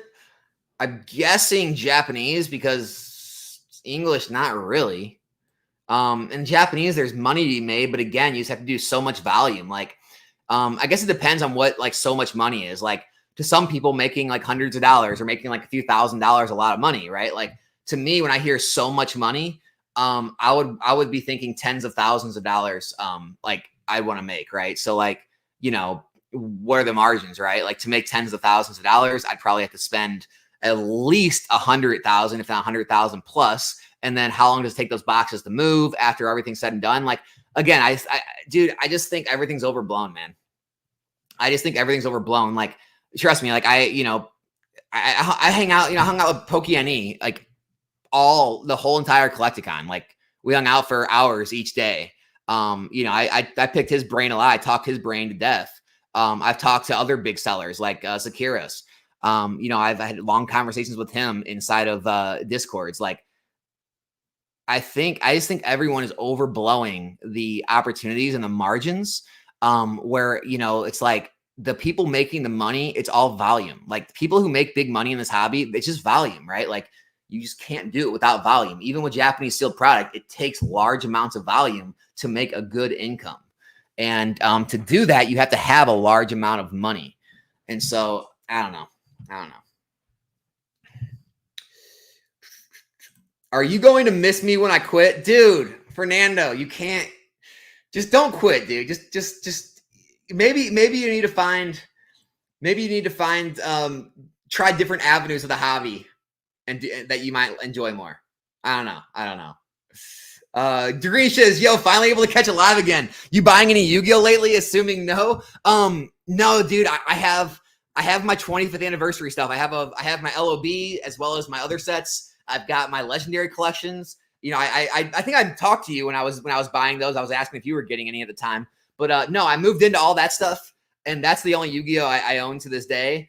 So maybe I'll buy more in the future. It's got to be the right thing though. I like, this is going to sound so hypocritical. When it comes to Yu-Gi-Oh, I like to move in on the stuff that has like the vintage nostalgia because I just don't get modern Yu-Gi-Oh. I don't understand the cards. I don't understand the game. I'm old school. I understand the old stuff. So, when they have like original, monster reprints and stuff, that's when I like to get in on stuff. So that's about it though, man. Just that 25th anniversary stuff's all I bought.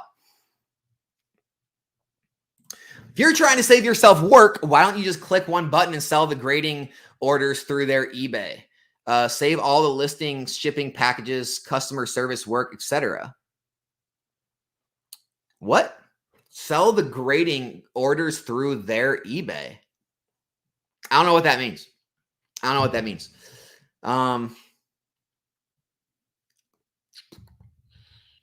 You're the only one buying Yu-Gi-Oh. I don't know, man. That Rarity Collection 2 is doing really good right now. Rarity Collection 1's crushing it. So those were two things I missed out on. I don't know, man. Yu-Gi-Oh is not dead. Yu-Gi-Oh is far from dead. Better play Chilling Reign or 2 Scarlet Violet boxes? I mean, it just depends. Like, it depends on the price point and what boxes. I don't know. It's a hard question. Cosmic for 800? Yeah, I'll buy it right now. Do you have Cosmic for 800? I'll buy it. If anyone wants to sell me a Cosmic box in good shape at 800, I will buy it from you.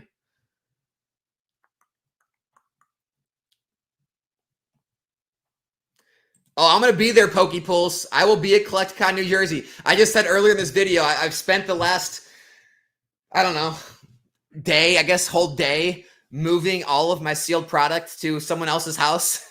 And I said, like, all my inventory, everything you see behind me will all be packed up and moved just because I'm paranoid and I don't really trust having things at home when I'm not there, even though I'm going to have someone staying at my house to watch over it. I just don't trust people, man. I don't know. And so, yeah, I have everything being moved in preparation to go to Collecticon and have peace of mind. So, yeah, I will be there in New Jersey. I'm doing a whole bunch of stuff up there. We're going to visit New York City. We're going to stay at Times Square. We're visiting Jersey Shore. We're visiting Atlantic City. We're going to see the Dream Mall. I'm seeing a buddy up there where I'm going to go roll and fight with some guys up there and play some golf. So it's going to be like a 2-week-long trip. It's going to be a fun time. We're going to have a blast.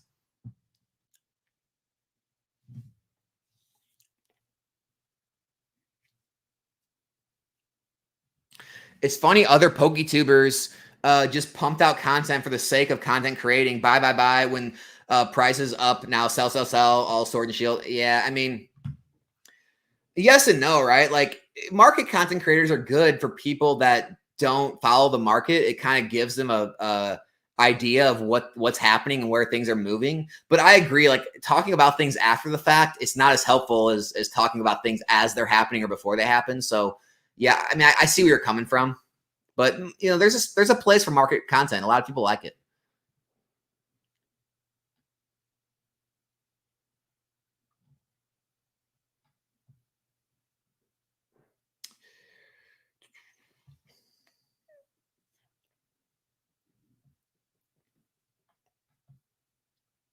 I'm getting to the part in the convo where everyone's talking about the vendors, the stolen product.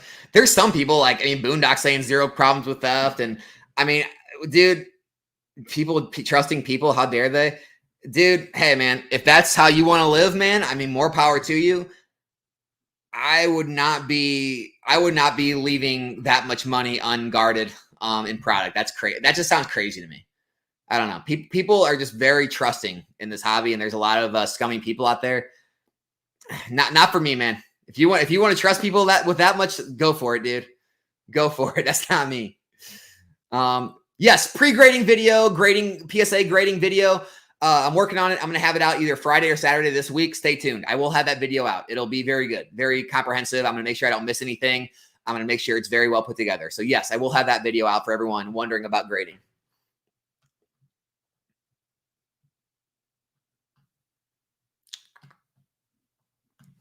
Dude, any tips for not getting burnt out? I wish, because I would use them myself. I definitely go through periods of burnout, both in content and like the whole cards business wise. Like, I mean, I think everyone's kind of came to that point at some point where they're just like, I'm just going to reach out to one of the big guys and say, hey, how much for everything? How much will you just give me for everything? Right. I think everyone's probably had that thought go through their head at some point.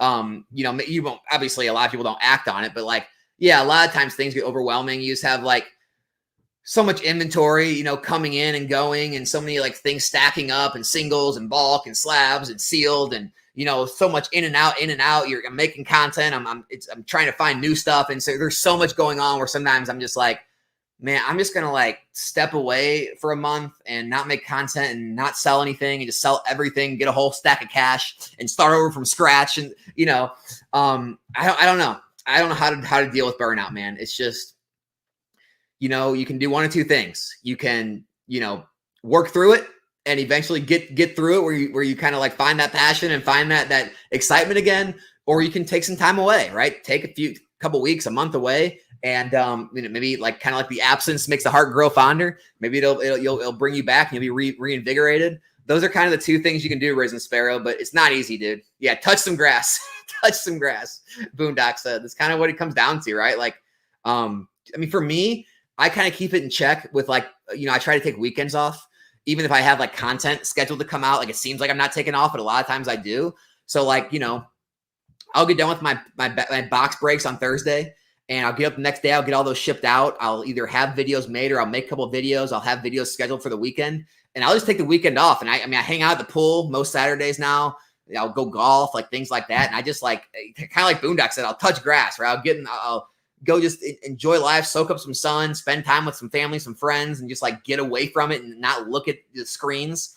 And then usually by Monday, I'm ready to go again. I'm reinvigorated. I'm ready to go. And so that's my advice, is try to get out and do other things. Just try to get out and do things with people or do things you enjoy doing with yourself. Like just get away, just take some time away every week, you know, that'll help.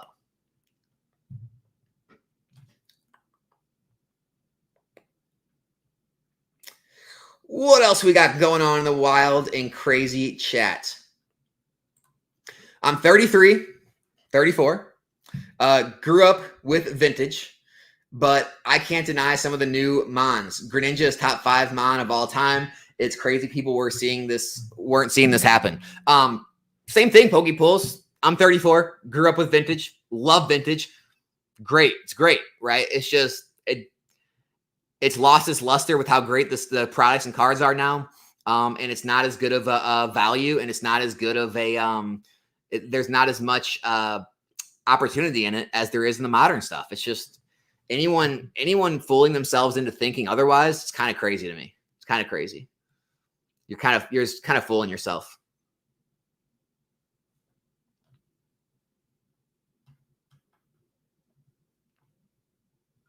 I'm a union carpenter and have a small painting company. I just started to invest in Pokemon. Dude, it sounds like you're set then. Like you got a great income. You'll be fine. You'll be fine investing in Pokemon. You have money coming in. You don't need to worry about the constant monthly and weekly swings in the market. Long term, dude, you should be good.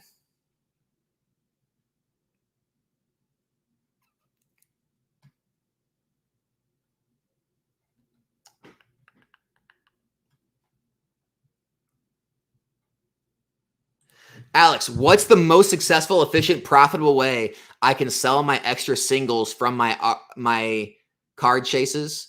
What is the best thing to do with bulk, extra rares, and reverses? Okay, dude. TCG Player is going to be the most liquid way to get rid of singles. You might want to check eBay on some and make sure there's not some crazy price disparities where some cards will go for way more on eBay than go on TCG Player. So like you may want to like switch them between those two.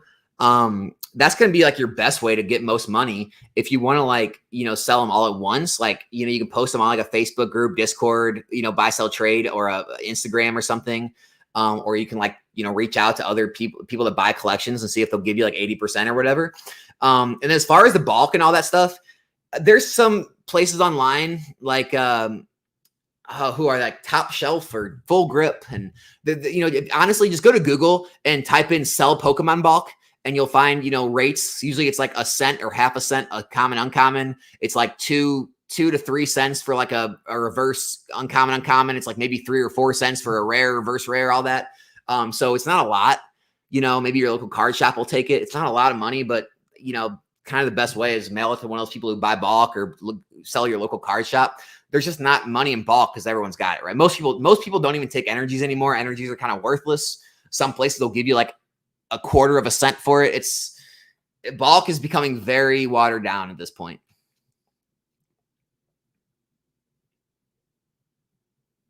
I mean, I got boxes full of bulk that I don't know what I'll ever do with, to be honest with you. It's just, I don't know.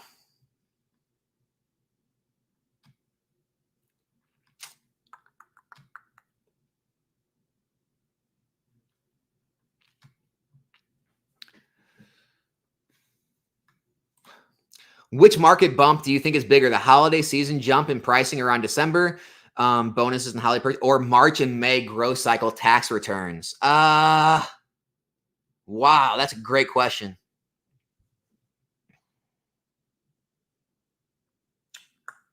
I think it might actually be tax return time, pre-summer. The reason I say that is there's definitely a huge sales bump and there are price movements around December, end of the year. But a lot of times that's when reprints come. That's when more supply hits the market. And also that's when people are expecting deals. When it comes to the beginning of the year and tax season time, people aren't really expecting deals. That retail cycle's over of Christmas time. Usually you're not getting more reprints around that time. And so I would say tax return time is where you can actually see bigger gains on your item, better sales is what I would say. Higher dollar sales. But they're both good though, man. You'll do good either way.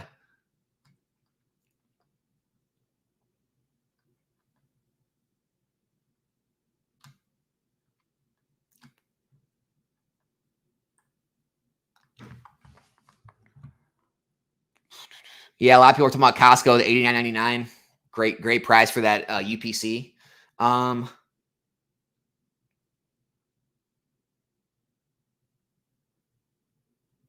Alex, parts for the PC, tons of cards for Box of Banishment go out this week. Okay, Don, appreciate you, man. The Box of Banishment thanks you. All the people who miss on the hits, they thank you, dude. I'll definitely make sure to give you credit every time I give one out. Appreciate the donation.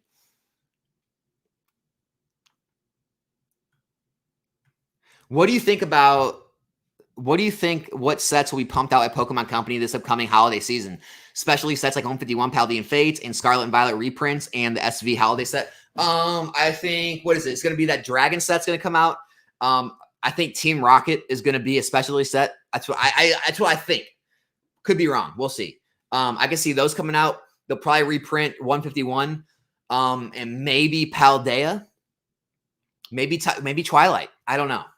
That's what I would. Those are my guesses, though.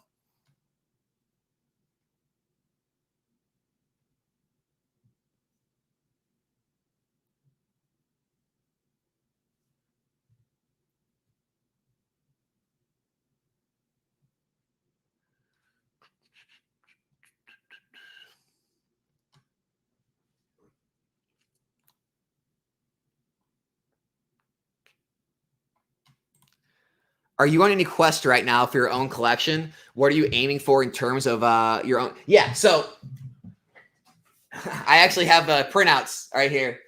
Basically, I'm trying to get every SIR in the entire Scarlet Violet era. Obviously, for obvious reasons, I'm waiting on Twilight right now for especially Greninja. But like, I'm trying to grade most all of them myself, and I've been pretty successful. So very, very set on most Paldea SV base, 151, and Paldean. But Paradox, I have some more. Obsidians, I have a good amount more. And Temporal, I just need to buy my Raging Bolt back. I have another one grading right now, so hopefully I get that back as a 10. And then, that's pretty much it. Like, I'm doing pretty well. I'm trying to get all those golden green cards too from Paldean Fates. I just like them, those hyper rares. So I have a couple more of those I need. I have like 4 of those. Yeah. So other than Twilight Masquerade, I'm getting pretty close to having them all. Yeah, I just want to have every one of them in a PSA 10. So I want to have a PSA 10 copy of every SIR in my collection. Because again, I truly believe in Scarlet and Violet. Like, it's a collection piece, but it's also like, I think they're all going to rise in value. I think people are just, they were absolutely totally asleep. They were out cold. Now people are starting to wake up to it, but I think there's going to be a further awakening as time ages, and people are going to start appreciating Scarlet and Violet a lot more than they are right now. So that's what I've been going for, man. The SIRs is what I am. And I mean, I'm stocking up on them too. Like, I'm trying to get one of each, but a lot of these I have like 2 and 3 copies of right now. Some I have listed. If I have like 3, 4 copies of them, I have them on eBay right now. I have listings, but I'm trying to stock up on SIRs. I think we're going to see big moves eventually. Like, maybe not, maybe like alt arts and some of them, maybe not quite, but like, I think there's going to be good moves coming in the next year or two, and I think they'll be very profitable. A very profitable hold for me. So that I'm continuing to grade, and I'm flipping some of my grades, but I'm holding a lot of my graded cards right now. I'm just stocking up on SIRs. So that's kind of my next play I've been making.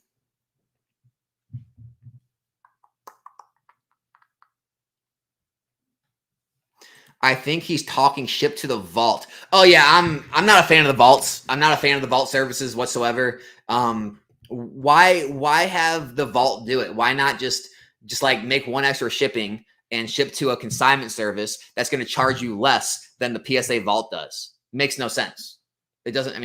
Unless I guess you have a high enough value card, but it's like, I get you don't want to do the work. Okay, just have them ship it back to you. Ship it out to someone else. You're going to eat the shipping fees. Great. But the amount of money you're going to make, I guess if your order is big enough or whatever, the amount of money you're going to make having a consignment service sell it for you and do the work for you anyway, it's going to surpass the PSA vault prices. It's too high. It doesn't make sense. They charge too much. I wouldn't use that if you're asking me. How do I ask a question? Just ask it, man. Did I miss your question? Leave it again, dude. You don't have to super chat me. Just leave it again.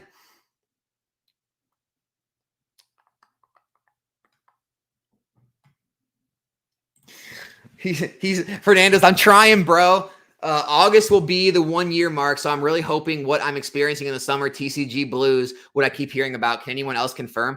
Guys, here's what I'm talking about, guys. Like, there's people in this community, like, they're just, like I said, and Fernando's doing great, like, life-wise. Like, when I say people are struggling, it's not they're struggling financially, right? It's just people are struggling right now to, decide if it's worth it. A lot of people are coming to that realization that, like, the TCG business isn't all sunshine and rainbows like a lot of the content creators out there make it seem, right? And I've always I've got a lot of hate. I've got a lot of hate pushing back against that. I've got a lot of hate talking, pushing, kind of bringing people down to earth on vending, bringing people down to earth on grading, bringing people down to earth on bulk. Like, I've got a lot of heat for it. And it's just people are finally realizing, oh, Alex isn't full of shit. He actually has our best interest in mind. He's trying to tell us how it really is when everyone else is trying to sugarcoat it. And they like to show these big giant sales numbers, but they don't want to show their profits. They don't want to talk about all the 8s and 9s they lost money on. They don't want to talk about how the market shifted when the cards were getting graded. They don't want to talk about how a lot of that bulk just sits there and never sells. They never want to talk about any of that stuff. They just want to talk about these big giant sales numbers. And I sold 500 grand last year. I'm great. Look at me. And it's just, then, well, what was your profit margin? Well, we don't like to talk about that. It's like, why? What'd you make? Like, tell us, I don't know, man. I feel you, Fernando. I know where you're at, man. I know where you're at. And I hope you get through it.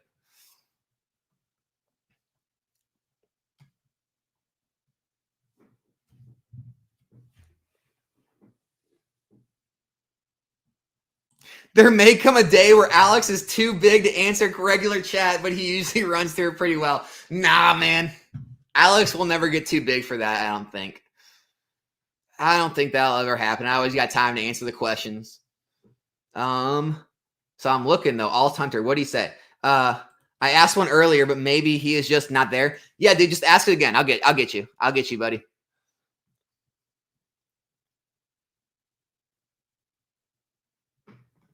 The debate is whether you go hard in the con on the sword and shield chases or wait for them to calm down. What do you think?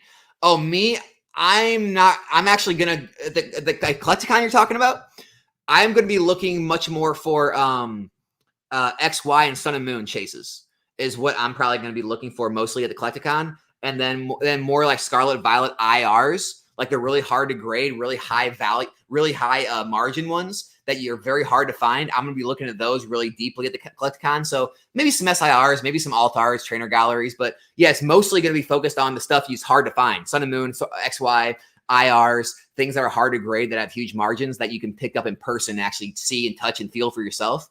That's what I'll be looking for at Collecticon. Pooping Turd will be there for Sunday, just buying singles. That's cool, man. See you there on Sunday. Got a standby flight for free. Not even going to pay for a hotel. Dude, that's what's up, man. Keep it cheap as possible. I like it. Allocations for Shrouded Fable seemed low. I am curious if Pokemon is starting to print. It seemed like they did on Twilight Masquerade. So Twilight Masquerade, there was enough to go around. Shrouded Fable. I don't know how much. I mean, it's not my place because I'm not set up with any distributors and I don't have a distribution program. I think it's more Eli at Pokemart USA's place to talk about this. Yeah, Shrouded Fable is getting cut.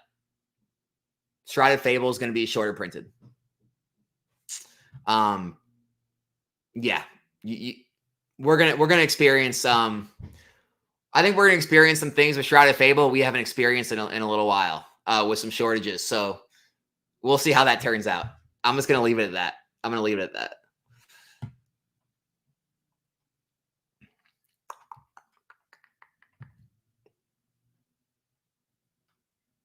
Hey, Gorilla, appreciate that, man. Thanks for the support, dude. They need to reprint Cosmic. Yeah. Reprint Cosmic, reprint Evolving Skies, and you know what? Let's throw in Flashfire too. Let's just reprint all the goats.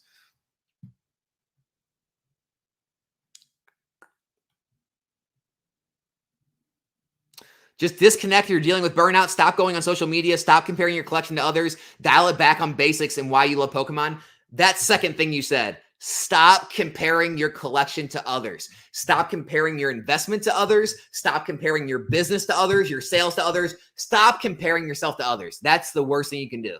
I mean, this is like obvious stuff, but guys, everyone talks about it. There's people who have crazy big businesses. They're millionaires and they're miserable in life and they have no life, right? There's people who barely get by and people live in the country and, you'd say they're poor and they're happy as a heart attack. They're the happiest people you'll ever meet. They have enough to get by. They have enough to eat. They have shelter. They have clothing, and they love each other and they love their kids and their kids love. It's like do not compare your lives to others. Don't compare anything to others. As long as you are happy with what you're doing, you're making what you need to get by. You're fulfilled. You are doing the things you enjoy with the people you enjoy doing them with. That is winning. That's success. Anything else is extra and it's not as important. Just remember that. I'll always be the person pushing that.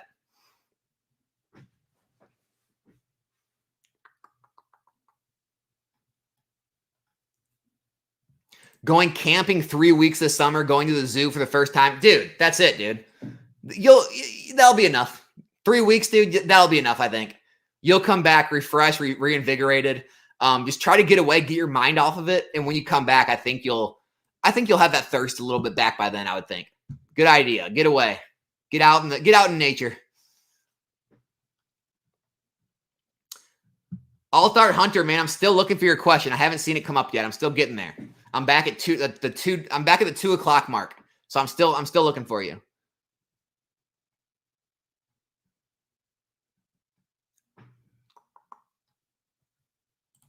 Hey, Alex, great job on the content. What's the best way to source cards for resale? I've been buying off Facebook Marketplace, but it's hard to find good lots or singles to pick up for 75, 80%.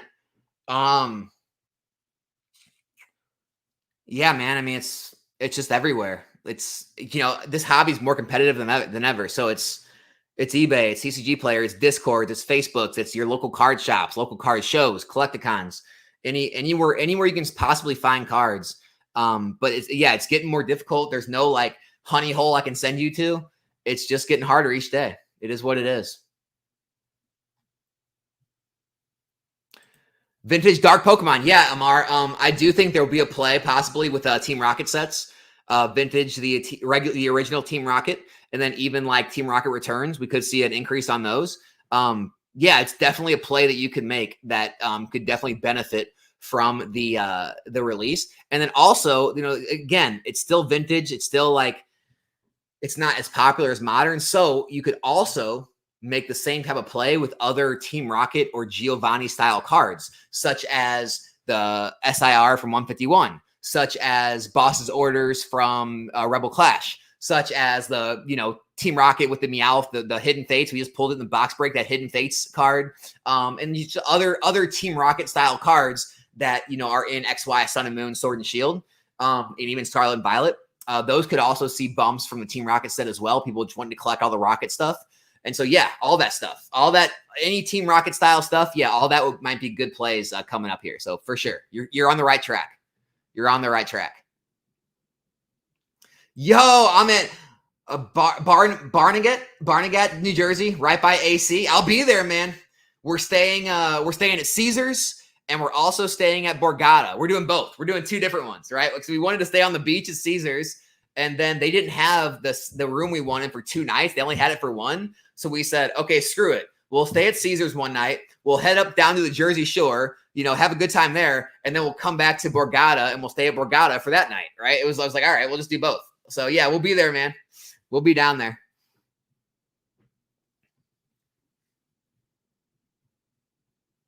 I have to send so many cards to PSA, but never graded before. Like I said, man, Friday or Saturday, I'll have that video ready and out. It'll be all about how to pre-grade, how to make your PSA submission, how to ship it out, all the best practices. It'll all be covered in that video, so stay tuned for that. Oh, I answered it, just realized not have to do anything special. Okay, all right, cool, man. Good to hear.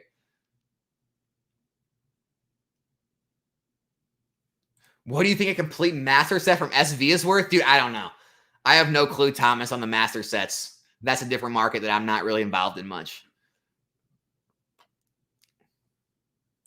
I heard you secretly started grading with PCG to enter Rudy's investment cabal. Any merit? No, man. I did, though. I did, however, send in my first Beckett order. I sent in some of the best cards I could find out of my last purchase. I sent in a Rainbow Rare Pikachu from Vivid Voltage and the Rainbow Rare Charizard from Champion's Path. I sent them in. They were they were perfectly centered, right? Absolutely not a speck of whiting around any edge. Nothing wrong with them. So I'm like, you know what? I'm going to chase the black labels. I'm going to try it once, see how it goes. And if I get one or something, maybe I'll just start sending some Beckett orders. But yeah, so I did try Beckett, but no, I'm still strictly PSA. It is too late to invest, Pokepond. I know. It's too late. Sell it all. It's over.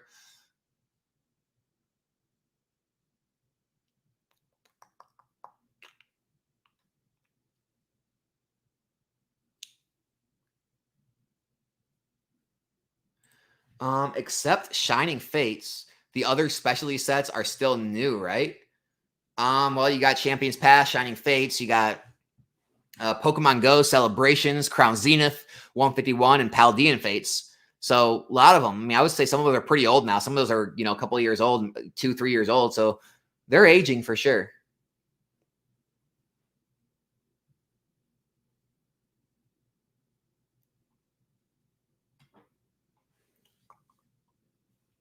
Was talking to a vendor yesterday. He said none of his slabs sold. And then I looked at his slabs and I was thinking to myself, like, yeah, I can see why they were overpriced and nothing over 100. Yeah, I mean, it's definitely kind of like catch 'em all collectibles. Dan says it's like bring good stuff priced well. I mean, that's pretty much your advice going to collecticons, right? If you're trying to vend. We just had a baby. Crazy how it puts things in perspective. Absolutely, man. This is just a hobby. Money is just money. None of it is what's most important in life, for sure.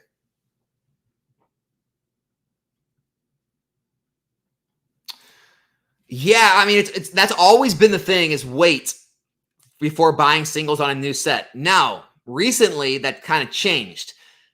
We've seen a lot of things shoot up, right? Like the Chansey in Temporal Forces Twilight Masquerade shot up drastically. The Greninja, right? When Temporal Forces was released, Raging Bolt saw a huge shoot up. Ghastly saw a huge shoot up. Like we're definitely seeing things shoot up more at release than ever before. But yeah, as a general rule of thumb, if you wait 3 to 6 months after a release, you're usually going to be able to pick up singles cheaper than a release. So yeah, I agree. Will Hidden Fates pump the 300 again? Man, I don't know. I don't know about Hidden Fates. It might be that style of artwork is just not as popular as it used to be, unfortunately. Can you give English 151 reprint situation rundown? Did it happen or are we expecting it in the fall? Has not happened yet. I would expect it to happen. I mean, it seems like if you're going to reprint any set, 151 is going to be one that will sell well.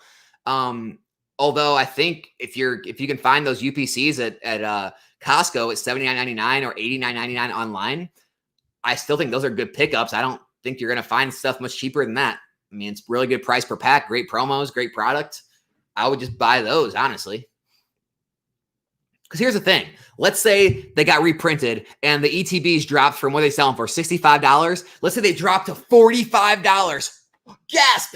Okay, so you can buy 2 ETBs for $90. Same price as a UPC. You get 2 extra packs, right, for both 9 and 9. And you get 2 Snorlax cards, which are basically worthless. Or you buy a UPC, which you get 16 packs, only 2 less. You get the 3 promos, which are worth way more than 2 Snorlax cards, basically offset the cost of those 2 packs. And you get the play mat, the other stuff. The sealed nature of the UPC is probably higher value than the sealed nature of a regular ETB. I think even after the reprints, the UPCs right now at $90 are still a better pickup than ETBs after the reprint. That's all I'm saying. That's all I'm saying. If you got Pokemon Center ETBs, those are a hold. Those are doing extremely well. Those are outperforming everything. So those are good. But man, everyone's waiting for this 151 reprint. Like, dude, the UPCs are right in front of you. They're cheap. Buy them. Buy them. We talked about the vendor who had the money stolen. Yeah. I think people need to pay closer attention to their items. People need to stop being so trusting is my opinion. What's better consignment to use? I'm trying to grow in grading and selling them from Norway. Want to sell on American market. Norway is too small. Well, I'm sponsored by Arizona TCG, right? So I'm going to tell you Arizona TCG. There's other consignment services out there. There's Z&G Emporium. There's Probstein. There's DC Sports Cards or DC Cards, whatever they go by. A lot of consignment services. I know the guys at Arizona TCG. I sponsor them. I'm not saying other companies don't do a good job or you can't trust them, but I mean, I know you can trust Arizona TCG. They're going to do a good job with their listings. They have a lot of followers. They have a very long track record on eBay. You're going to get top dollar for your stuff, but there's other stuff out there too. So take your pick. I hope Celebrations rises at 30th anniversary as well. Do you think Japanese sealed is tanking because the economy in Japan is really bad right now, or people are selling their investments to stay afloat? All right, Frank. Yeah, I'll talk Japanese. And I always get a lot of hate when I say this, but here it is. It's my opinion, and I stick to it. All right, I don't change my story. The Japanese market is mimicking a lot of the vintage market in 2020, 2021 here in English, right? It was in a massive bubble, right? It was in a massive bubble for the last couple of years. That bubble burst, okay? The bubble burst at a bad time when the currency is collapsing, when not collapsing, but it's down, and a lot of people are starting to take profits because things are dropping. And then while all this badness is happening, right, they're throwing tons of supply on the market at the worst time. The same thing English did, right? When English started reprinting Vivid Voltage GTBs, Darkness Ablaze ETBs, Battle Styles, all these sets, Chilling Reign, right when all the pandemic was ending and the bubble was ending. So Japanese is going through the same issue right now. Here's the issue with Japanese, okay? A lot of people are using the last few years of data to prove why it's a good pickup. The problem with doing that is you're using data that was in a bubble. It'd be like me in 2022, right after the big boom, saying, well, base set booster boxes hit 30 grand, right? And Jungle first edition was 25 grand. And, all these boxes, Neo Genesis Lugia was $100,000. Base set PSA 9 Charizard was 7 grand. It'd be like me using all those data points and saying, so here's what you're going to have to look forward to with all these sets. It's all going to come back and go to these levels. I find it hard to say that's going to happen. You can't use data of spikes that happen during a bubble to try to prove that the new investments of today will reach those old price points during that time. It's not saying they won't be good investments. It's not saying you won't make money. Just be very hesitant to believe people or take advice from people that are showing charts of products in the last year or two in Japanese and trying to act like that's any way, shape, or form normal. It'd be like me showing charts in 2021 of Pokemon and Vintage and being like, guys, look at Evolutions. It went from $100 to $900 a box. All this stuff's going to do it again. No, I don't think so. So that's my thing. Just be cautious. Get in at good price points, have long-term mindsets if you believe in the products. Same thing as investing. Just don't get too wrapped up in the hype of things, right? I said that when Japanese 151 was $80, $100 and everyone was jumping at the bit. Oh my God, Alex, it's the best deal ever. It got reprinted. It's going back to the moon. I was like, no, that's not a buy. Now the Japanese 151 got down to the 50s. I'm like, hey, I get it now. If you want to get it now, your risk level is so low, upside potential is good. I get it, but just don't get sucked into hype. And don't get overly negative, right? Just try to think logically and you'll be fine. And that's all I got, guys. That is what makes Japanese a bubble and recent alt art spikes not one. Dude, Mikey, are you kidding me? The alt arts, literally, some of them didn't even reach their 1-year highs. Some of them didn't reach their all-time highs during that spike, right? They were at some of their lows, and they spiked up to reach their 1-year highs, right? Those are normal movements. When you have waifus selling for 30, 50, 70K on brand new sets, that's not normal. When you have boxes selling for 2, 3, 4, 5 times MSRP months after release, that's a bubble. The same way English was a bubble in 2021. That's not normal, right? Boxes like Evolving Skies going to $400 within years and then going from $400 to $700 in a year. That's not a bubble. Those are movements after things are out of print. So it's very clearly different, but I understand if anyone that's into Japanese, when I say things like that, it hits them, they get offended. And I'm not here to offend anyone. I'm just here to try to give you the reality of what you're seeing and what to expect.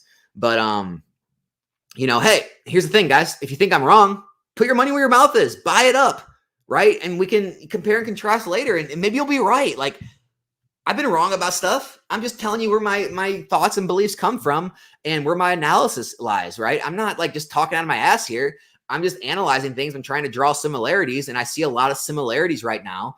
And there was a lot of reasons why the Japanese market was high. One of the reasons was the English market was too expensive. So a lot of people found Japanese, and then it drew a lot of content creators into Japanese. It drew a lot of pack breakers on Whatnot and Drip and YouTube and Twitch into Japanese, which propelled that market to a whole new audience. And it blew it up so fast. And it's just like One Piece or Lorcana, the supply wasn't enough to support that amount of demand, and it sent it to the moon. Now the demand is all worked out. Now the supply has built up, but the demand's come down. You have people leaving the side of the hobby because the free money's gone. The newness is worn off. English is affordable again. And there's a lot of factors working against Japanese at this time, which again, it's not my bias. I'm just telling you things that are happening, right? So that's my only concern going on there. But anything can happen. Anything can happen, guys. We're going to end it there. I appreciate all of you tuning in. Thanks. 230 people in this stream. Appreciate every single one of you taking time out of your Monday to come by. We got pack battles tomorrow. If you guys are into that sort of thing, have a pack battle stream tomorrow night. And then Wednesday, I got a video. Our box breaks are Thursday, regular pack breaks. And then Friday and Saturday, I have some good videos. One of those days is going to be the PSA grading video, pre-grading, and how to fill out a PSA forum, how to fill out a submission, all that good stuff. And then I'll have another video on Saturday. And so I got a lot of stuff, good stuff coming this week. Hope to see all you guys there for all of it. And see you guys back here on the next one. I am out.